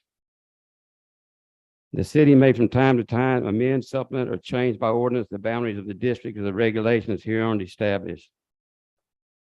A public hearing on such amendment, supplement, or change shall be held by the council. Notice of council hearing shall be given by publication one time in the official newspaper of the city, stating the time and place of such hearing, which time shall not be earlier than 10 days from the date of the publication. The publication for the public hearing night was in the newspaper, August the 2nd. That's 7 days. That's not 10 days like the ordinance reads. You agree with that, Gus? I'll take it up with the council during when it comes to them. Okay, the issue is for y'all open up the meeting for a public hearing. If it is a violation, then they've already violated when you open it up. So you need to take care of it before What that. we'll do, yeah, what we'll do is Okay. we'll take that and put that at the end of the meeting, give him a chance to research. That Mhm. way we stay within what you're trying to suggest to Yeah. us. Yeah, Okay, we'll do it like that. Yeah, we'll skip over it until we figure out, get clarity, get an opinion. All right. Thank you, James. and I might mention that the same issue come up, the reason they postponed it last time. Okay, Okay, okay, thank you. Item up, not item, James Ross. Welcome, Mr. Ross. Name and address, sir. James Ross, 414 Avenue D, Lamarck, Texas. I moved here in October and I've listened to the city council meetings pretty religiously on YouTube, and I've been to a couple of them. And listening to the budget meetings, I hear the same thing, that we voted the money back from services. No, that's not what we voted for. My property taxes alone, just for the city, went from $307 last year to $626 this year because of the rollback. Otherwise, it would have been $750 for this year's property tax. Also, inside your budget, you can bring out of your surplus that $810 that you're missing. On page 142, it says, if action identified in subsection A are insufficient to offset the projected revenue deficit for the current fiscal year, the city council may approve the following actions in the orders listed. Apply unspent, unobligated surplus funds from prior fiscal years to fund one-time costs in the current fiscal year budget. Authorize reduction in the unobligated fund balance in the general fund for contingency reverse from 90 to 75 days, and direct other reductions in services, including workforce reduction, and then replenish it as soon as possible. That is in your budget. So please stop saying we voted this back. We just wanted to save $100 this year. That's all we wanted to do, not defund our people. Thank you. Thank you, sir. Miss Eva Livy. Welcome, Miss Eva. As always, name and address.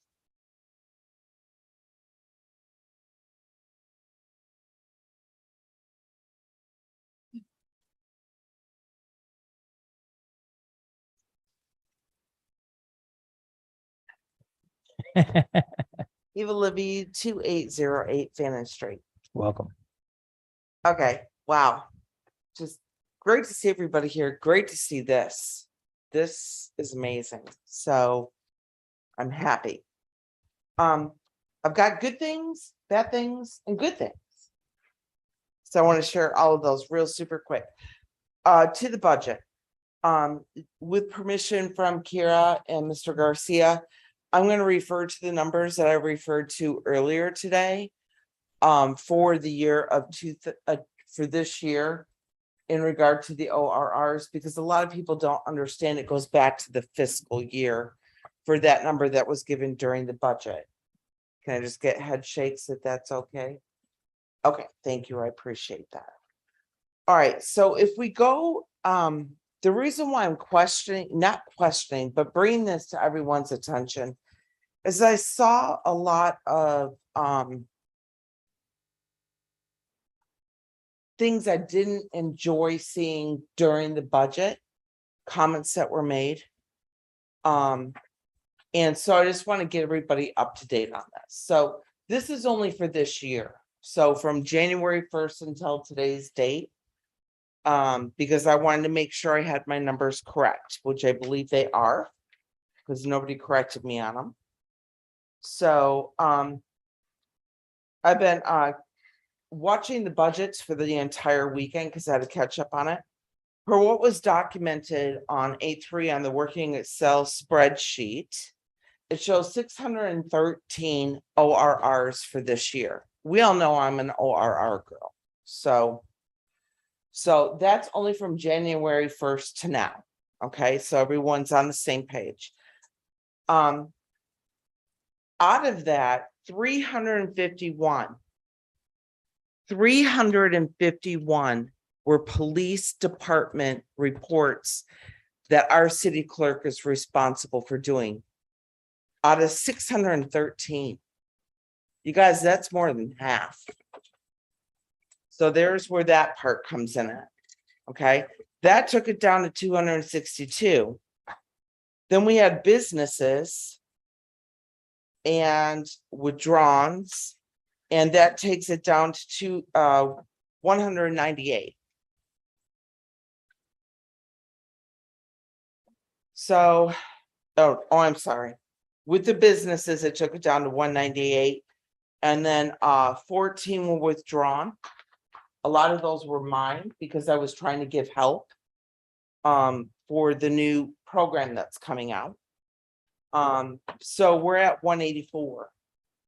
Okay, so with that 184, you guys, that's 15 a month that's left for everybody else. That's community members. I'm sorry. You can finish your statement, Miss. Okay, Eva. so that's community members and whatnot. And with that all being considered, we have the residentials have gone up, sales have gone up in our area. And a lot of these are people requesting the information about yards that aren't being kept up, ordinances that aren't being kept up. I know some of us know what I'm talking about, those little weird things. But I wanted to make sure that everyone here knows that all of those were not our citizens. I want to make that very clear because I feel during the budget, that was not made clear. It made it sound like it was all of us or some of us. And it wasn't some of us. Thank you, Ms. Eva. So I appreciate that. Thank you. Yes, ma'am. Number 5, Mr. Robert Mishtich. Welcome, Robert. As always, name and address.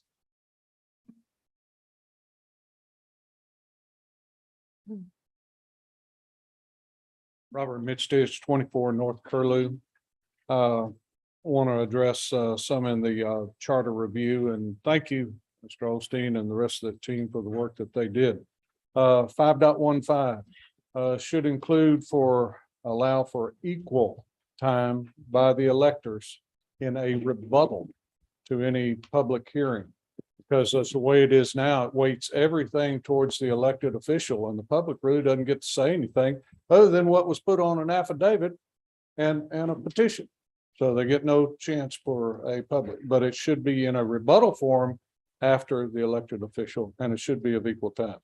8.17, at what point can you go below the 90 days?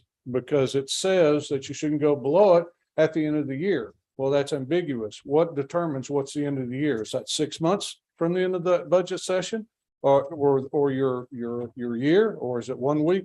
What is it? And if that is a reserve, then in an emergency or something, what if that was a hurricane? You know, why would you not? You know, that's what it's there for. Also 8.19, there is no cap on the yearly note. 8.19 says that you can borrow based on that upcoming year, you know, for an emergency fund for a short-term loan. And it says for one term, for 1 year, that it must be paid in 1 year. but it does not put a cap on the amount that you borrow. And it does not put any kind of cap on how many you can institute. But what goes further in 8.20, it does not state in what budget year it must be retired. It says the budget year, but if you renew it, it says in there it can be continually renewed. You can keep renewing it. So you can renew it for the next budget year or the next or the next. Well, is that a $50,000 loan or is it a $5 million bond? And again, that's going to be a CO without any kind of public input. 12.12, increasing the term from 30 years to 40 years. I totally disagree with that. You're going to go down the path of Japan. 30 to 40 years, that's not just applied to bonds. That can get into long-term leasing, like a P3. You get into a P3 or something, then you have extra costs because it's not a fixed or static cost as it is with a bond. So those are some dangerous points. There needs to be some further revision on them, but the team did an excellent deal and I do want to thank them for it. But these are some things I have heartburn with and I can't support. Thank you. Thank you, ladies and gentlemen, for your time and consideration. We move now to item 6, I believe. Item 6 is minutes. Approval of minutes. Let's do all these together, council. 7/25/2022 special meeting minutes. 7/28/2022 special meeting minutes. 8/1/2022 special meeting minutes. I will entertain a motion to approve. So move. The second. Second. Are there any corrections or omissions? Hearing none, we'll call for the vote. All those in favor? Aye. Any opposed? Very good. We're now moving to item 7, public hearings. Council, we will allow Gus to give us an opinion on the question Mr. Osteen had, and we'll do 7.1, 7.3. 7.1, 7.2, and 7.3. And leave 7.4 until Gus gives us further direction. 7.1, public hearing. 7.1, ordinance number letter O-2022-0007, establishing a curfew for any person under the age of 17 years during certain hours. We will close this meeting at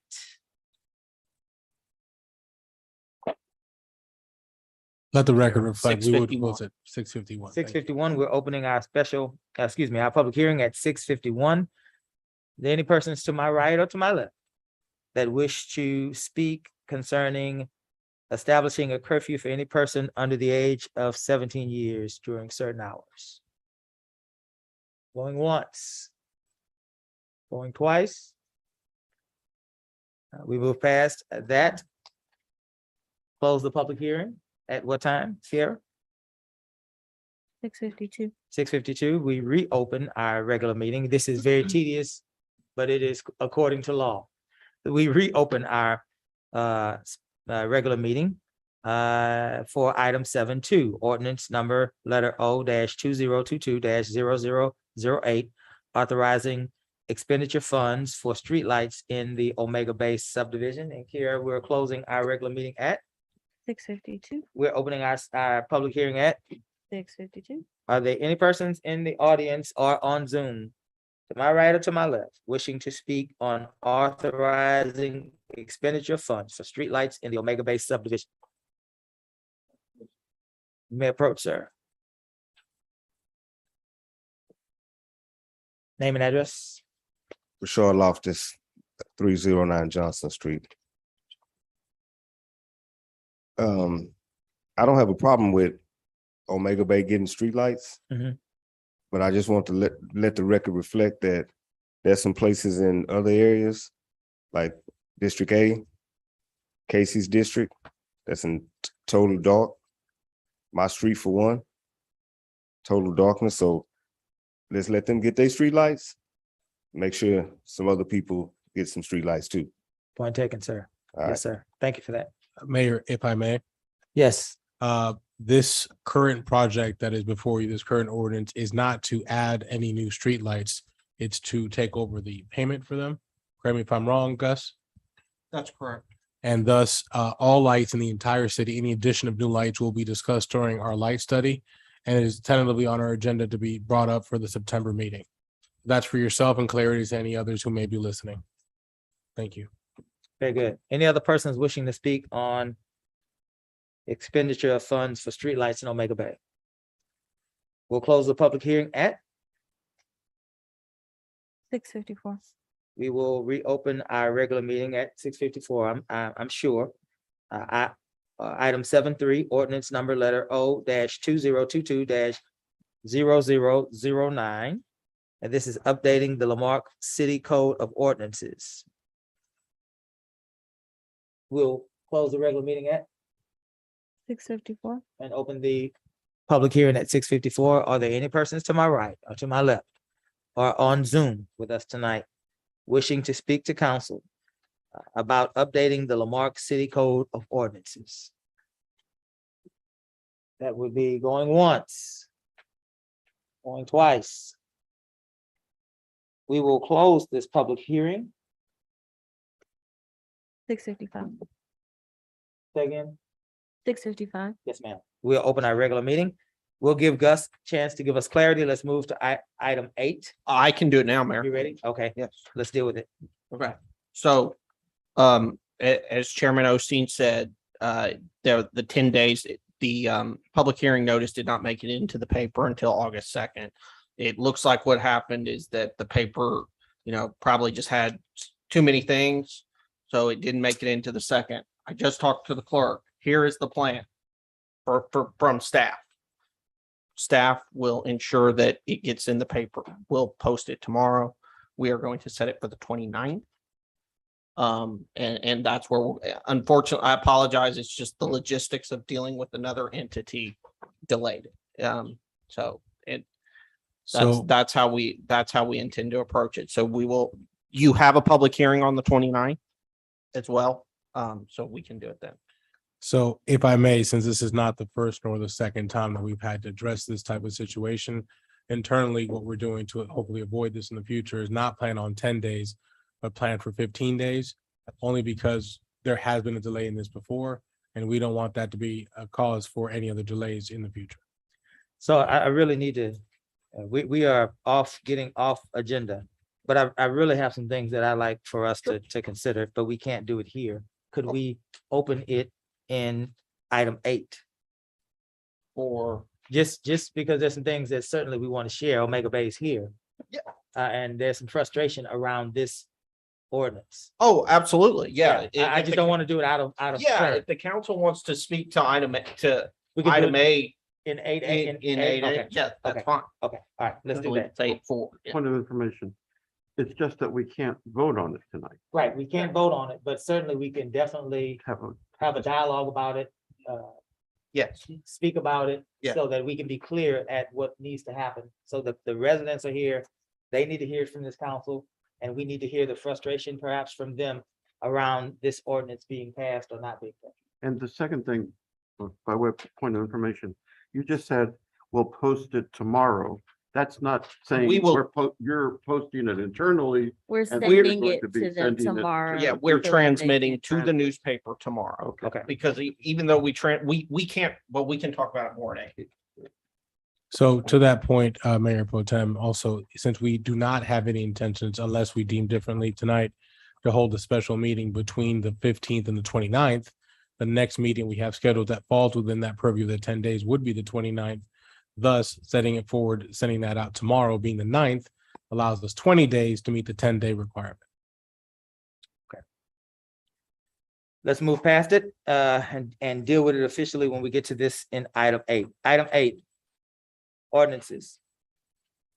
Discuss possible action regarding approving ordinance 8.1, ordinance number letter O-2022-0007, establishing a curfew for any person under the age of 17 years during certain hours. This is the second and final reading. I'll entertain a motion. So move. The second, Second. any further discussion? Yes, I just want to reiterate what I mention every time we talk about this, and we talked about it at the first discussion as well, and that is that luckily, I think we've had some really solid reporting from our police department that has helped me deal with any of the concerns I've had around a curfew ordinance. I think on paper, a curfew ordinance is a great idea, but I do think it in the wrong hands can be used as a tool to penalize people based on how they look, based on assumptions and biases. Happily, when this first came up on council, we talked with Chief Jackson at the time and the PD about, we talked about it a lot, and I'm happy with the language that's in here. There's only one thing that I would like to suggest that we add, and it is around the reporting. Again, what I alluded to earlier is that Chief Aragon has provided us ample data, and the last report we saw, there was no interactions with minors during the curfew hours. And that's what I want to see. I want to see, I think that's what we all want to see, is that hopefully that the curfew is working. You hope that that intimates the curfew is working, but more importantly, what we want to do is keep an eye on when there are interactions with minors during curfew hours. And what does that mean? It gives us an opportunity to have a check and balance, whatever that may implicate. I want to request from the rest of the council that we add to the reporting section on here, section 44-2I. It says number of interactions with minors, number of accidents involving minors, and number of crimes involving minors. But it makes it the only thing I want to add is specifically crimes involving minors, or all of those interactions during curfew hours, just so that it's one more data point to be clear on, because that seems obvious to me, but I know I had to get some clarity on that. Luckily, the answer was 0, but. So crystal that down for us, Casey. What do you want to add? Because we need to. I would like to add, and Mr. Knable can help us with the language, but all of those same data points, but adding to it the lens of, are any of these happening during curfew hours, as well as just in general? Gus, is that enough of a change to start over, or can that be adopted with the second reading? That should be able to be adopted with the second reading. We're not changing any fines, or we're not changing the hours or anything. Okay. We're just asking the police department to provide. It's just slightly more clarity. Yeah, it's more an administrative thing. Right. Okay. So is it appropriate to make that motion with that added, or do you suggest we make that motion and add the amendment later? What do you want, Gus? I would like, if Councilwoman McAuliffe wants to add that to her motion, or to the ordinance, is to either make the motion with the addition, or if someone else makes the motion and seconds, ask Councilwoman McAuliffe to add it. However,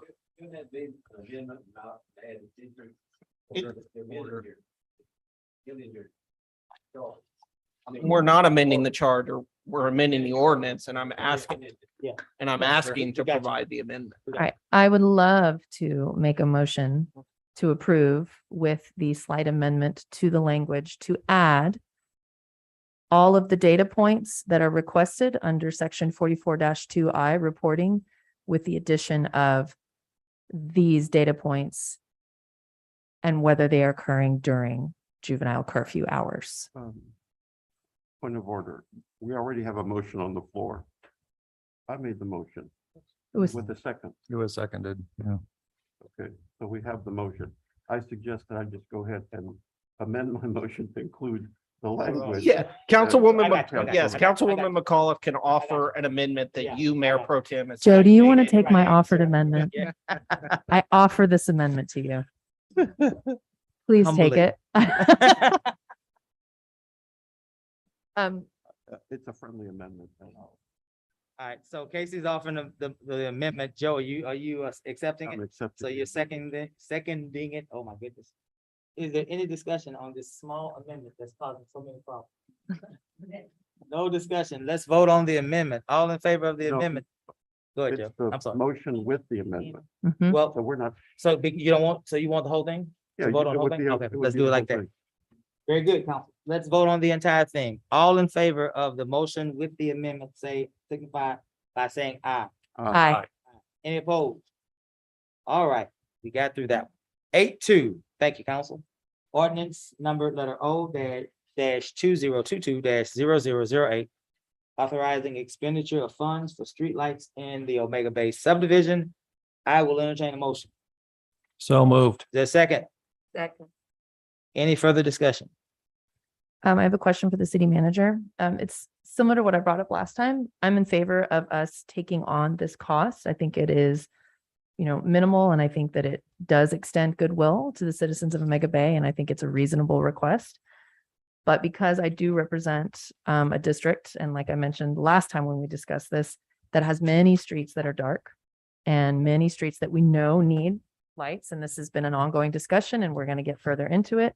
I would just like to sort of lay the foundation here of this is bill paying. And if we were to approve this, when would this begin? Take effective immediately, correct? The idea would be for it to be done at earliest convenience, since it was technically unbudgeted. The latest would be October 1. Okay. And when we're talking about that timeline and how it overlaps with the streets and places in some of our districts that we've talked about for a while that we know need new lights, avenues A, B, C, D, 1, 2, 3 places in my district. Can we talk about what that timeline might look like too? Right now, right before this meeting, I had a meeting with our public works director and our city engineer, as well as our police chief. We had an extensive meeting on lights, and I don't want to say that, but we will have a significant jump before our September meeting, which I hope to bring that update to you at that time. Okay, so we will start replacing some lights, the conversion to LED before then, and we're doing a study to find out where we would add. That timeline I can't answer to right now, based on the fact that we still have follow-up discussions to have pending our meeting. But I could tell you that it is our intention to ramp that up pretty quickly. Basically, all we're waiting for now to start is for our partners, both Texas, New Mexico, and Centerpoint, to have the materials they need. One other thing that's been pending is one of the items that's on your agenda tonight, which giving us a green light to formally proceed with Centerpoint. They're ready. We just need the authorization. Once I have that authorization, I can get a better idea as to how many we'll have by when and where we're going. One of the things staff is working on is creating a priority list of as to where we're going to start first. We're separating that into 3 different divisions. So there's tech stock roads, there will be our collector roads, and then our residential roads in those 3 phases. We will accompany that along with what areas may have the highest need for crime, or where the certain traffic accidents may have occurred that may have been caused due to lighting, as well as overshadowing that map with a request from residents that have been made through request tracker. Thus why at this public meeting about a month ago, maybe 2, I actually made the request for the public to please let us know if they're having any incidents through request tracker, so we can use that data along with everything else we're collecting to properly set a course of action. Is it reasonable to say that we're headed? So there's the replacement of the lights that's well underway, and Yes. we're getting very close to that moment. And what I'm most concerned about, just specifically for District D, is that identification and a strategy created for installation of lights. Can you speak just a tiny bit on that? Yes, and without speaking out of turn, and I have some of our team members who were on that call earlier, what has to happen first is we need to identify where those spots are. Then after that, if we release that authority to our partners, which one of the items tonight is to do so with the second partner, then they'll be much quicker to engage. I don't have a set timetable that I would like to commit to at this time, because that preliminary in-house meeting occurred today. We still have to meet with our partners following tonight's meeting, giving the green light for that portion, but the other team is ready and waiting to get that started as soon as possible. If I had to place a bet, I hope to have at least 1 new pole on the ground before the end of the calendar year. If it was up to me, we'd have it by the end of this meeting, but unfortunately, I don't have that power. So we're If we could. Yeah, no- come back. Not to step in, Yeah, but we move need to back. stay on the agenda. Well, I want to say It's that, 9I, we're gonna talk about LED streetlights, but yeah, the process of installing those, if council wants to hear more about that, we would Yeah. have to know. okay. Well, I'm done. Thank you. I got what I needed. Thank you. Certainly, I wanted to say this. I know that when we deal with some things as it relates to Omega Bay, and I know this is not how Councilwoman McAuliffe meant it at all. I know that sometimes some of our community suggests that Omega Bay bought into this situation that they're in, and it's kind of, oh well. But I don't feel that way. Omega Bay they're members of our community. They're certainly one of the largest tax base in our community. So they are actually footing a large amount of the bill for the rest of our community. And they did. They bought into a bad situation as relates to streets and things of that nature, but they're still our family members. They're still our friends. They're still our neighbors.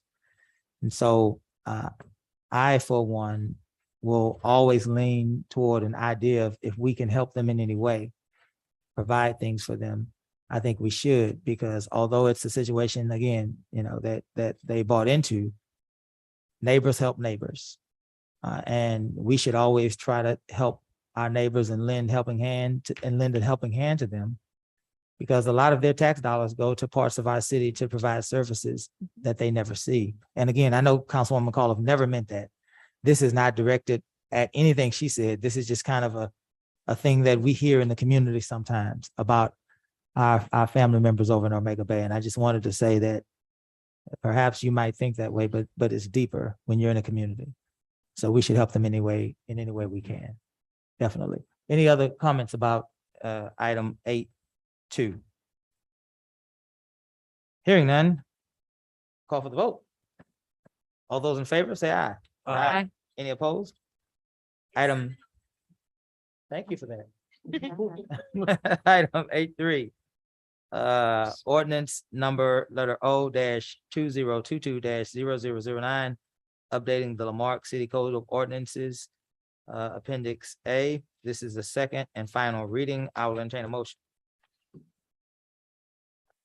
Also moved. The second, Second. any discussion? I have, Yes, sir. for clarity purposes, I want to thank the department, Ms. Van Staveren for, and Kathleen, you might come on up. You're going to be asked this question.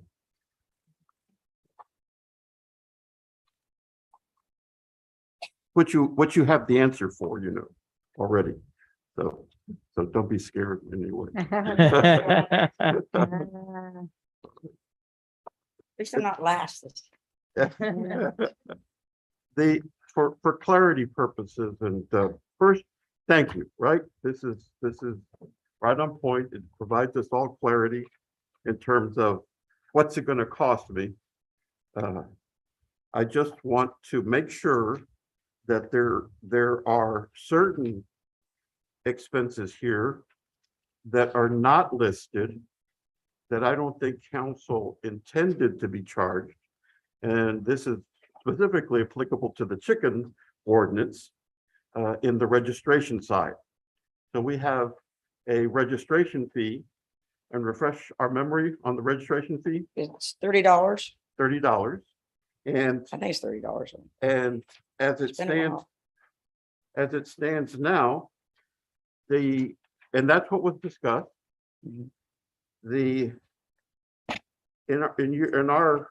My questions directed to you, the city manager, for clarity purposes, there is an additional fee that was never discussed when we had this ordinance of $150 for purposes of doing what was it? Is it 150? Did I have the No. administrative cost? You told me there was an administrative cost for the inspection. I don't recall that. I know that it is a concern, but I think council just encroached. That hasn't been approved yet through council. So Exactly. it was a $30 for the first year and then $15 renewal. Right. And there is no further fee. But however, your concern was that with our limited staff. Yeah. We're going to be overwhelmed, and you're doing the inspections on other complaints and tracker and stuff of this nature. The main concern I had with this ordinance, the chicken ordinance, Yeah. was the amount of time it's going to take staff due to the inspections for each chicken owner. We have to measure the chicken run. We have to measure the chicken coop. We have to make sure that they've got the right amount of shavings or whatever in there and everything to specify what the ordinance says. That's what the concern was. And what I suggested to you, what I thought, and I may be mistaken, and council, I hope that we can get to lend some clarity for us all. is that I thought this was a voluntary registration by the residents that have chickens.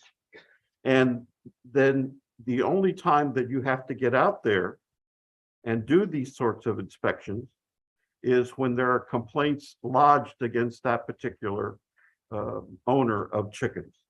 That's what I thought, and I may be wrong, so That's how the current ordinance is. It's complaint driven. it's complaint driven, right? Yes. I don't know the council intended for the new ordinance to be complaint driven. But I mean, I don't have a problem with that. Well, I'm just, once again, I'm trying to lessen the burden on your staff. If tomorrow you have on the implementation date of this, and I'm just assuming 100 chicken owners in the city of Lamar. You have no idea. I don't have any idea. You want to talk about pigs and everything else? Yeah. We'll save Not- that not for today. later. But I'm glad you clarified at least one point, because I had made a note on our discussion that you talked about an administrative fee that surprised me. It will be an intensive use of staff, just like any programs that we start. It is intensive because you have to have someone go out and take a look at these things, and the measuring alone because of the dimensions and everything for the run. And this many feet per chicken and all. And then on top of that, the complaints that may come in that may generate us to go out there. It's going to be a lot. All right, so that's one area. And then the second thing is I'm glad to see we have an increase in our, or they still call them one-arm bandits? I don't know what they call them. The game machine. Oh, And the companies that are involved. Game in that, rooms. The gamers, which provides us Yeah. the additional revenue that I'd look for. on Yes, that. sir. So those are the two areas. But with that, that's all I have, Mayor. Thank you. Any other questions for Kathleen or comments? Go I ahead. do just want, I didn't, I had also had a question about the chicken thing because there was something that got mentioned. I didn't catch 150, but I do remember hearing at some point mention of like an additional, just like bringing it was, I can't remember even the term. I'm sorry, Kathleen. There was something mentioned about like a fee you pay when you're bringing in a permit that was separate from just the fee that we all talked about, that $30 and that $15 subsequent. But to be clear, like there's going to be nothing else expected of chicken owners. No, and I didn't increase this one because it's not even in effect yet. Right. If we wanted to address that, we could go back when it comes before council for approval. Yeah. And it's new. And I thought also is when Mayor Bell helped with set up the rental registration is to get the citizens used to this. Mm-hmm. And so that they'll be wanting to register their chickens and all and to get comfortable with it so that we're not just out here just forcing it down their throats. Right. Okay. That's all I had. Thank you. Any other questions or comments? All right, I think we're ready to vote. No changes. Oh, looks All in great. favor of approving this ordinance signify by saying aye. Aye. Any opposed? Item 8-4, ordinance number letter O -2022-0010, amending residential canal zoning. We are opening this item for discussion purposes. Certainly, Mr. Barnes, would you approach, sir, please? What I wanted to bring out was while these good folks have been waiting on this ordinance to be passed, the last meeting that we had with your HOA, there were at least one, if not more, of your residents that were stuck in limbo in this ordinance. Is that correct? Yes, sir. I believe there's 3 of them. There's 3 of them. Okay. So what I want to do, Gus, this is taking entirely too long for us to get it right for them. I'm trying to understand, is there a way where we can get some relief for these 3 residents? I can talk to Kathleen and we can come up with a plan for them. And if you, Mr. Barnes, want to participate in that, we're happy to be at your, available at your convenience. And we can do that this week. Does that? And that's something that will be worked out with staff. So that temporary work through is a staff issue. Granting a variance would Is be- not.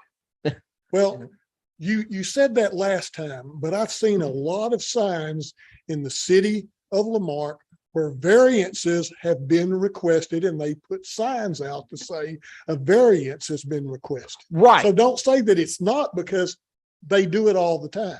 Right, and we're gonna work. That's what I'm trying to say is we can work with staff to do that, but please just meet with us. Be happy to meet. Okay. So how long would this take? Because I've been to 2 of their HOA meetings, and y'all meet quarterly. Yeah, quarterly. So, and both times I visited with them, this issue has been an issue. So at some point, it just needs to happen. In any legal, let's be clear, in any legal way possible, right? That has nothing to do with us. All I'm suggesting as we discuss this is it should be a way for these citizens to have relief And before. Yeah.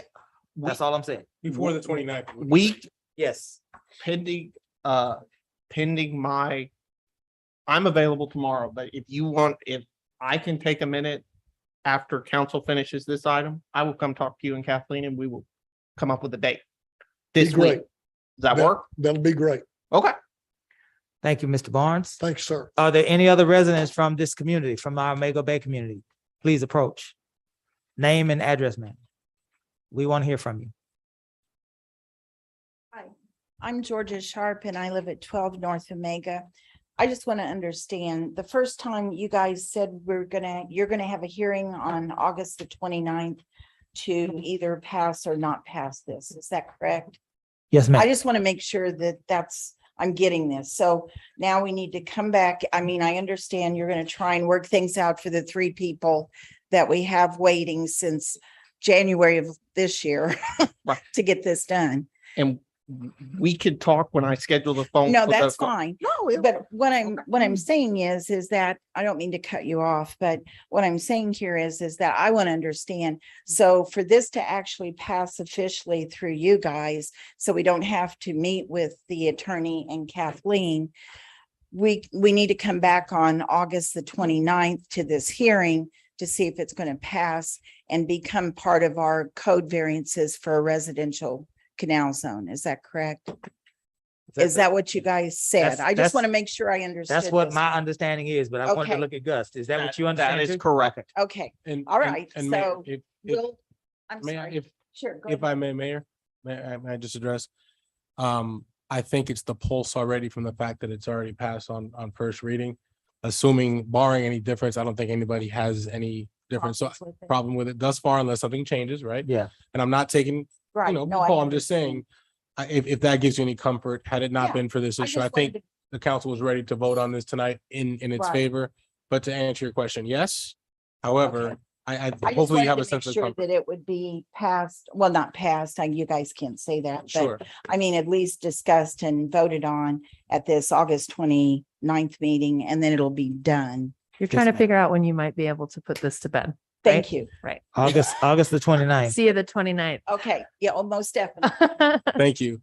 And knowing the situation right now, Ms. Kira's probably already emailed the newspaper while we were at this meeting. Thank you. Any other of our residents from Omega Bay? Yeah, I see you, James. No, I'm gonna get you. I just want to make sure that they had a chance to be heard because they came all this way because they want to hear about these things. So we want to hear from you. Came all this way. Any other residents from Omega Bay?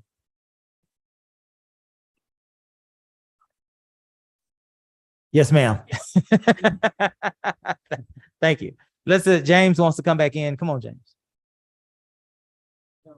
I was Omega Bay's accountant for a number of years. Yes, sir, you were. And good bunch of people over there. Yes, sir. I want this to pass. But I will not stand for y'all to pulling something shady when it's clear you'll be violating the ordinance. Absolutely. You do it. If you get behind closed doors, that's what I'm hearing.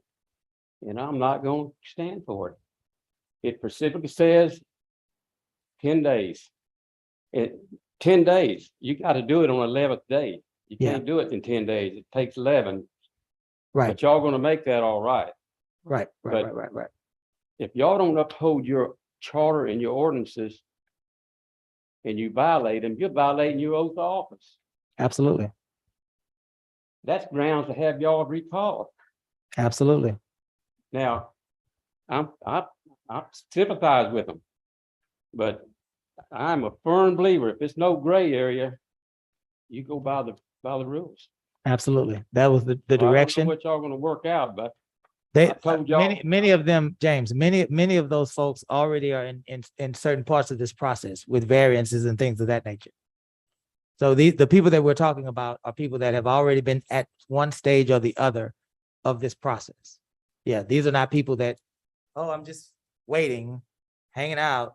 Oh, let me jump the gun. No, these are people that have been trying to get this done for months, right? Months. Yeah, so they're already in a part of it. And the process that we're talking about, James, is a process that has variances and all those things to it. So definitely, we hear you. Hey, Yeah. Y'all have already been accused of violating the Open Meeting Act, the ordinances, all that. You don't need to give nobody any evidence. Yeah. That's all I'm saying. Yeah. I told y'all back in February, I'm gonna start watching what goes on up here, and I am. Yep. I'm a firm believer that, this is our Bible for the city, Yep. the charter Yep. and ordinances. We believe it. So I'm sitting out here and they're sitting out here hearing how y'all gonna try to scheme and do something to get around this. Yeah, no, that's not what was said, James. Okay, These are people that have already been in the process of trying to get this done through working with the city and city processes. Yeah. That's what we're talking about. And these people are people that need some sort of relief. They've been in limbo. Things have not been acted on because of the waiting for this ordinance to pass. If there's anything in the ordinance process or any other process that will allow them to move to the next step, that's what we're talking about. That's what we're saying. So y'all gonna give them a variance and Whatever the process is outlined for in the charter, as it is given by opinion by our city attorney, that's what they will follow. What this council is saying, we've had to delay this for another period of time. These people are frustrated through no fault of their own. They've had to wait on this issue to be resolved. If they are having to wait another 3 weeks, if there's anything within our processes, anything within our ordinances and within our charter that would provide them relief, let's give them that option. That is what we're saying. Nobody has ever said anything else outside of that. That's not what anybody has said. That's why the city attorney went back, right, to deal with them, because that's the process that we look at. That's the process that we maneuver. I'm not sure your city attorney's all that knowledgeable. Between me and y'all, because I've showed y'all that already. I don't have to get into that. Now, this is not y'all's fault. It's not Omega's fault. You know whose fault it is. Okay? And it happened more than once, fellas. This same issue come up a month and a half ago. The time span. I brought that to y'all's attention. I didn't have to do it in front of council and the citizens because I was able to talk to y'all before that. But, if you're gonna do it the right way now. Don't slip. 'Cause I'll be there. Y'all know me. That's the way that that has been proposed, and that's the way that it's being addressed. Thank you. Thank you, Councilman. Any other discussion? Yes, ma'am. Name and address, please. I just want to, I know we're going to do the newspaper. You've already done that but I want to find out, are we going to have to get the certified letters again to make sure that's reminded if we do that's done in a timely manner, because that wasn't done in the timely manner the first time. We can talk outside. Okay. Okay. Okay. I just wanted to. I will address answer. that part. I will answer. Okay. Yeah. Okay. Thank you, ma'am. Any other of our Omega Bay residents? We're here to hear you. Very good. Council, do we want to add something to this discussion before we move on? Yes. Go ahead, Kim. As a teacher, I think it's important that we show that we explain what's happening here. We're talking about legalities, we're talking about timetables, and that's what Councilman Osteen is basically saying, that let's just make sure that it's according to the timetable and also what you do for one, you do for all. And so, and I know sometimes the process seems long, right? And for citizens, because sometimes I get personally offended when someone suggests that we're trying to do something wrong. That's why we have our attorney. That's why we have our clerk. And please believe we're all of us here are educated people, and we double check, triple check. Will we make mistakes? Of course, we're human. We will make mistakes, but we're doing our best to make sure that we're following the law according to the timetables. And that's the process that sometimes takes some time. So I just want to make sure that we're clear on that, that governing is a practice. You're not going to be like being an attorney is a practice. Being a doctor is a practice. You study, you learn, and you improve. And so I just kind of want to put that out there that we are always seeking counsel. We have our city manager and a firm that we pay very well as a city to get it right. So it's not just Gus that we consult with, but he also has a boss and a firm that he consults with as well. So I just want to put that out there about the practicing of governance. Only two things I want to say. Gus, let's make sure we do it legally. We will. And the other thing, I know we've kicked the can down the road many times with this. I just want to get it done for my constituents, but done right. So that's all I got to say. Anyone else? We get it. Nobody gets mad if you are certainly doing things the right way. You can smile and say, yes, sir, we got it.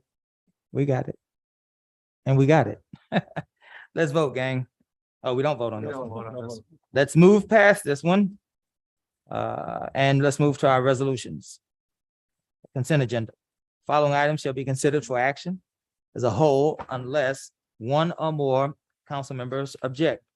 Unless otherwise specified, the city manager is authorized to execute all necessary documents upon final approval by the city attorney. Council, do we want to pull any of these items? No, None okay. for me. Well, let's act. Item 9.1, resolution, number letter R -2022-0036, Centerpoint Energy Street Lighting LED Agreement. Resolution 9.2, resolution number letter R -2022-00044, approving preliminary plat application for Ambrose Section 2 near Victory Springs and Fleming Road with conditions as suggested by planning and zoning. 9.3, resolution number letter R -2022-0045, preliminary plat application for Ambrose Section 3 near Victory Springs and Fleming Road.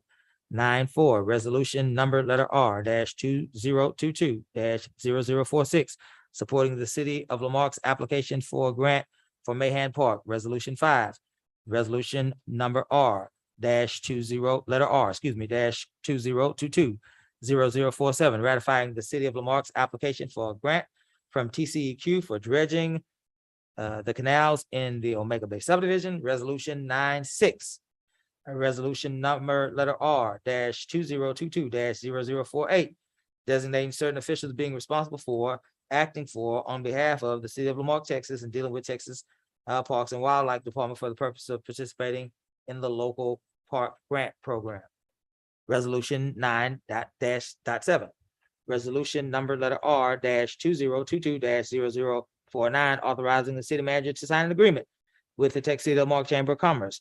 Resolution 9.8, resolution number letter R -2022-0050, ratifying the purchase of a blower for the wastewater treatment plant. Item 9.9, resolution number letter R -2022-0051, ratifying the Bayou Fest talent contracts. Resolution 9.10, resolution number letter R -2022-0052, approving a 17,500 transfer from Parks Fund balance to the Parks Improvement Fund. That's a lot. All right, I'll entertain a motion to approve. The second, I second. All in favor? Aye. Any opposed? Item 10, city manager report. Great. At this time, I'd like to invite our Public Works Director forward to help me address items 10, 1, 2, and 3, so we can quickly move through this. As far as grant updates are concerned, we want to just let you guys know where we are progressing. I'd like to have a full report of our progress at that September meeting. We do have, as residents have been able to note, we are making significant progress on the project with the roads of the 13 streets that we're looking to improve. You'll have a full before and after look at where we are. We're hoping to finish all the streets before the calendar year if time allows. There have been some delays. One in particular is one on the corner of First and Laurel, as was consistent to our current situation. Not only are we waiting for final approval to proceed on certain things, Rick, correct me if I'm wrong, we've also identified the fact that we don't want to go in there and create a beautiful new streetscapes there and then turn around and tear it back up if we have any water repairs to do there in the future. So in line with that, that may be the reason for some of the delays, but again, in abundance of not doing double work, we want to make sure we maximize that while we're doing this work to not have patchwork done after the fact. Besides that, the other 3 larger projects are progressing accordingly, and you will have a full update for that with a memo that shows percentage of completion as to where we are on all those projects by the September meeting, as we promised to do every 3 months, as we did past last time in June. You'll have something in writing to document where we are with that Mr. Rick Seiler, along with then, will provide for you and present to you accordingly. Item 10.2, I'll ask Carol, do me a favor, could you share that for us, please, so we have that? As the residents may be aware, we have made significant progress already with the dog track elevated storage tank. That is a item that we have shared with you previously. That's approved well before my arrival. Cal, you could just zoom in a little bit on that. This is for residents say who may be asking, hey, what's going on over there? We are already about 4 lines into the project. We are currently blasting the interior coating is in place, as well as hopefully here very soon, commencing the blast coating of the exterior.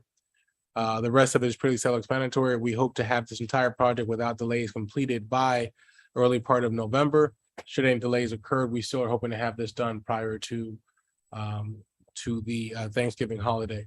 That being said, only change order we introduced thus far, because it was minimal in cost and it was favorably received by everybody here, was to add the logo on the other side as well. So instead of just one sided, we'll be able to add it on both sides. We've also left enough space with some minor maneuvering that if ever there's any sponsorship agreements or desires from the new landowner in that general vicinity, for us to add additional logos, there will now be space to do so.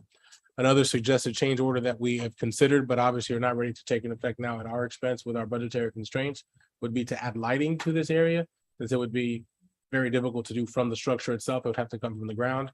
And we're not prepared to present that at this time, but we did entertain that thought that someone from council did request that in the past. But that concludes this item. Moving to item 10.3, I will turn it over to Mr. Saylor to talk about that item that has come forward. As we do with everything dealing with transparency, we'd like to be open about anything that occurs, even if it includes some of our personal items that may have come up or transgressions in whatever manner they may be. I'll turn that over to Mr. Saylor at this time to discuss the penalty that we received due to this finding. The city is required to have a risk management plan at the wastewater treatment plant. That plan is scheduled to be updated every 5 years. That plan was not updated by September 26th of 2021. EPA sent a penalty notice back in October about that issue. The new plan has been updated at this point in time. The letter that was included with your packet explains this expedited settlement agreement, which is $800. We've already made the payment at this point because it was time sensitive. We avoided a penalty of $51,796 that it could have been had we not paid that $800 was expeditiously. We will make sure that the next plan is done on time as scheduled. These plans are scheduled to be updated every 5 years. And so we currently have one that is updated now. Yes, ma'am. Okay. Yes, we have a 2021 plan, so the next one would be due in 2026. And we will start working on that in 2025. Thank you, Mr. Not a lot Singer. has changed. The risk management plan for the wastewater treatment plant really surrounds itself with the chemicals we have down there, which is the chlorine is the number one hazardous chemical at that plant. And we also have sulfur dioxide, but chlorine is the big hit on this because we have ton cylinders. We carry a lot of chlorine gas at that plant. Okay. Yes, sir. Rick, I would like to see a copy of that plan, number one. Okay. And number two, question for you. Are citizens or residents of the city that are users of our water system, can they submit for testing of their water? Do we have a lab or not internally? We don't have an internal lab. All of our lab samples are sent to an outside laboratory through that's qualified by TCQ. Yeah, there's a list. As far as testing private labs, we don't have anything in our private water, tests from a private home. We don't have anything in ordinance to allow us to do that. If we thought there was a serious enough issue, we can run back teas, we can run certain tests easy enough. But as far as doing a major scans on water, some of those tests could add up to be, a fair amount of money. The reason I asked that is that previously we've discussed the fact that, and refresh the details, I don't remember, but we have some testing, as I recall, or there's been an issue identified with lead in our pipes. You talked about that, Mr. City Manager. We're doing lead With copper lead testing. and copper. We're doing lead and copper testing this month. We're required, from TCQ to do lead and copper testing every 3 years. We sampled 40 homes, I believe. And all those tests are done. We're pulling samples this month. Those samples, all that information is for public knowledge. We'll publish that information.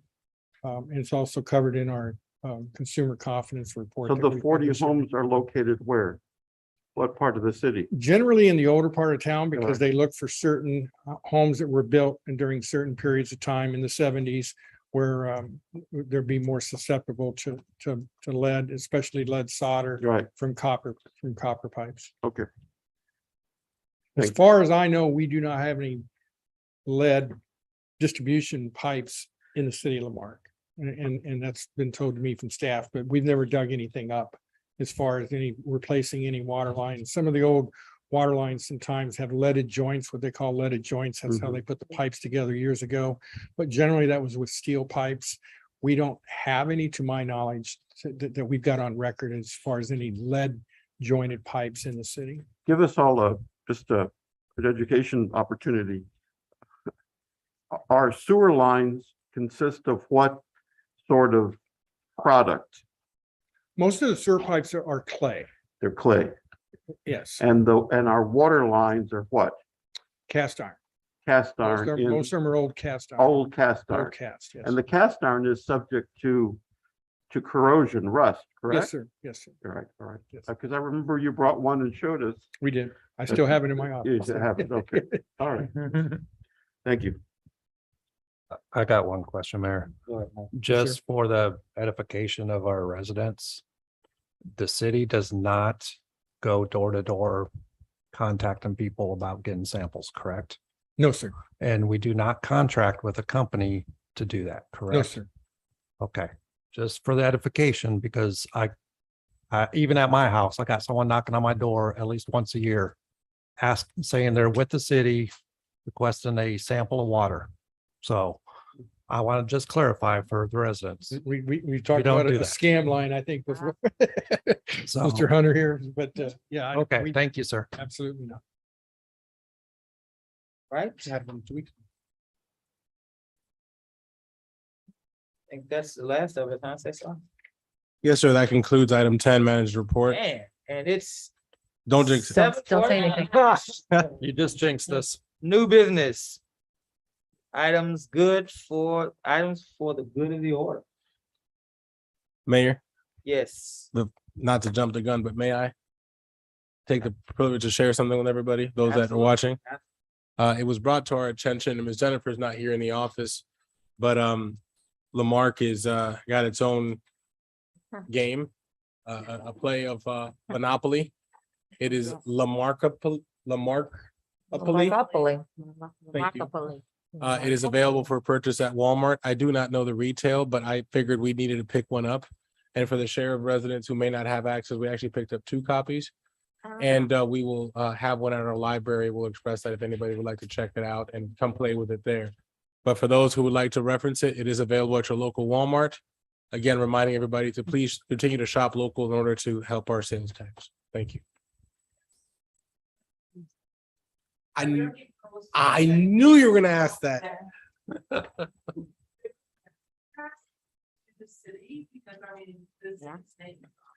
I've asked and I don't have an answer yet, but I asked the same question earlier and I don't yet have an answer. But when I do, I promise to share that because that's the first thing I thought when I saw this. Thank you. By the way, Mr. City Manager, is what's unique about it is the points or the buildings are all Lamarck. Is that what makes it Lamarck? Yes. So Poly or one of the things that's on here is it has got all of our water towers on here, if I'm not mistaken. It also has a lot of the different things that we have in our city, and I apologize, but for example, some of our local businesses such as the Pit Stop, obviously Mama Francis and so forth, Benito's. It's got Bayou Fest as an event. So it is very relative to our city. So I'll actually take a moment if I can and pass this down and share with you guys. I did not have a chance to share with all prior to coming, and we'll obviously have it available for public view should you choose to purchase one. If not, we will make it available to check out at our library. I see that Ms. Jennifer's come in. How much were these for the sake of public? Give or take $20 for a board piece. This way the public can have access to them. They don't have to pay the $20. They can just go to the library and play the game should they choose to. Do they have lots of copies?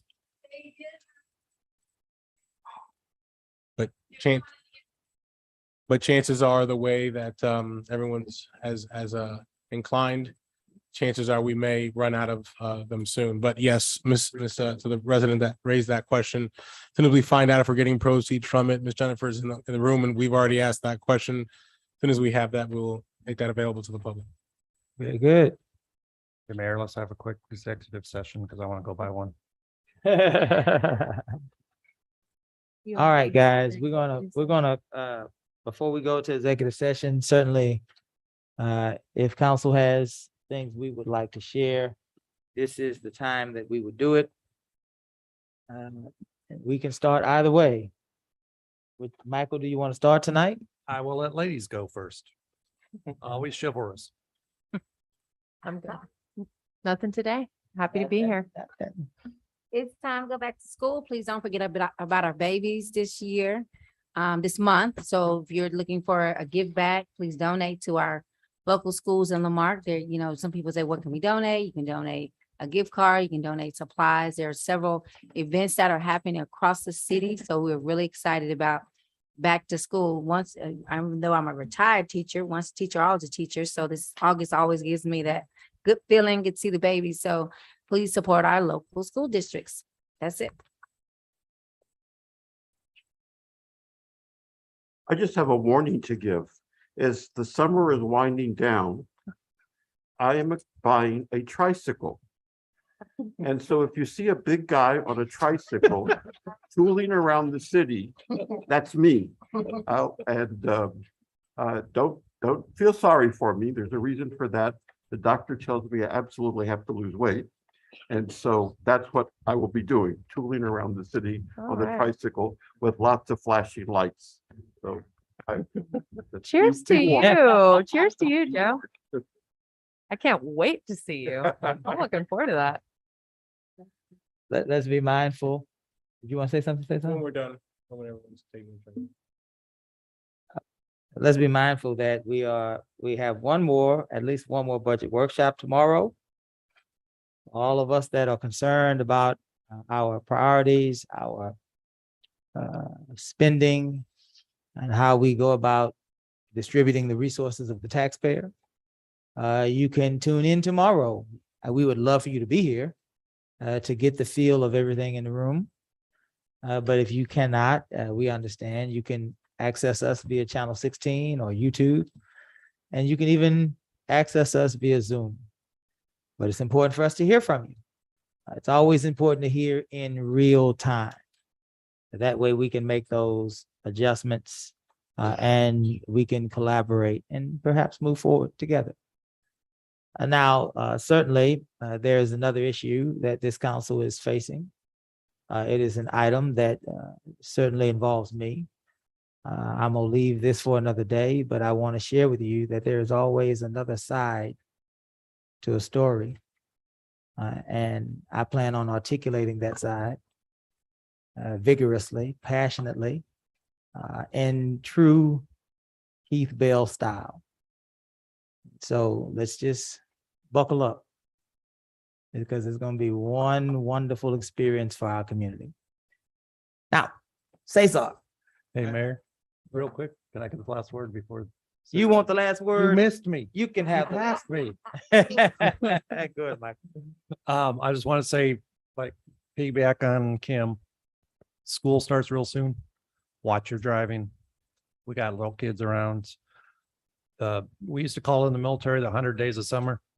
That's the worst, most dangerous time is the summer. Same thing with school kids. So be wary of them. Do support local businesses. I've said it on social media. I'll say it again on the dais. We need to support local businesses. Politics should not match with local businesses. Okay. So I want to reiterate that. Support your local businesses. And the last thing is there's a resident that she has left now. However, it is her birthday today. So Mrs. Smalls, if you're out there, happy birthday. That's all I have, Mayor. You wanted, that's what you wanted to do. You Yes, wanted sir, to save that is. one for the end. I did. Cesar. I just want to take a point of privilege for in support of actually Councilman Casey, your support of the back to school event that took place this past Saturday. Although it was raining, although there were puddles, I want to thank Chief Aragon, who also did a presentation on active shooting to prepare the students and the parents for those situations. There is definitely one thing that I noted from that I took away from that is that there is a need. There is a need that I will be very honest in telling you that I was not aware of how abundant the need was. We had, and Miss Amy's not here, neither is Miss Mary Lamonis from LULAC, who organized the event. There's not only a drastic need, but they gave out 100 to 150 school bags and they were gone by 11:25, or excuse me, 10:25. So 25 minutes after starting, they were gone. Many kids came and were not able to get a school bag as a result. So I do encourage that if we do consider to support this in the future, that we do so vigorously because the support is definitely needed and appreciated by the residents. A lot of great folks were there to give out information. I had a blood pressure testing, blood sugar tested at no charge. The county was there. There was some suicide prevention folks. My blood's fine. The pressure was surprisingly high, right? Would you be surprised? But yes, it was very well received by the residents. A few that I kind of pulled over, who I did so in full transparency, not saying who I was there with my two little ones.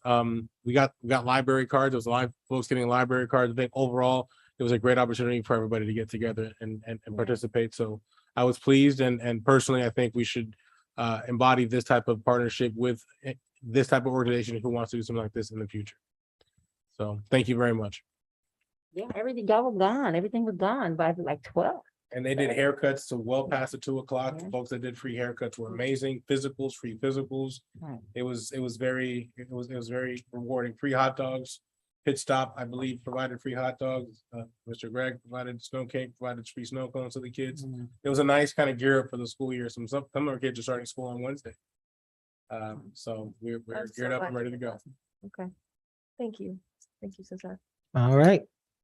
We're going to move now into item 13, executive session. The City Council of the City of Lamarck, Texas reserves the right to adjourn into executive session at any time during this meeting to discuss any of the matters listed above as authorized by the Texas Government Code, section 551.071, consultation with attorney, 551.072, deliberations about real property, 551.073, deliberations about gifts and donations, 551.074, personnel matters, 551.076, deliberations about security devices, 551.086, economic development. We will be deliberating today, section 551.071, consultation with attorney. Stephonia Jackson versus the city of Lamarck. We close our regular meeting at 7:54. 7:54. We stand adjourned.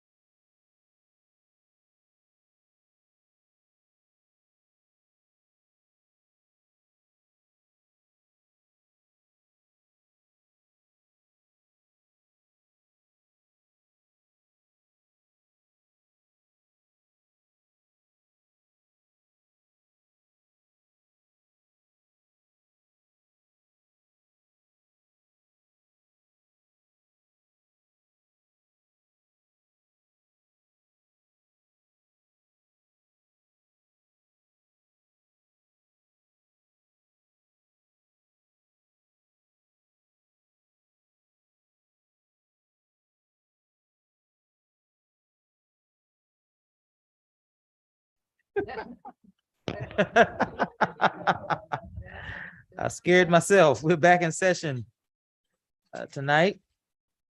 We have closed our executive session at what time, Kiara? 18. 8:10. We are back in our regular meeting. We were at recess earlier. We are now dealing with item 13, actions to be taken from executive session 13.1, section 551.071, consultation with attorney, Stephania Jackson versus the city of Lamarck. I will entertain a motion. I move that we approve per the terms laid out earlier in executive session, pending a final approval from the city attorney and the city manager's office. Is there a second? Second. Any discussion? Hearing none, we'll call for a vote. All those in favor? Aye. Aye. Any opposed? We're now up to our adjournment. I'll entertain a motion to adjourn. So moved. Is there a second? Second. All in favor? Aye. We stand adjourned.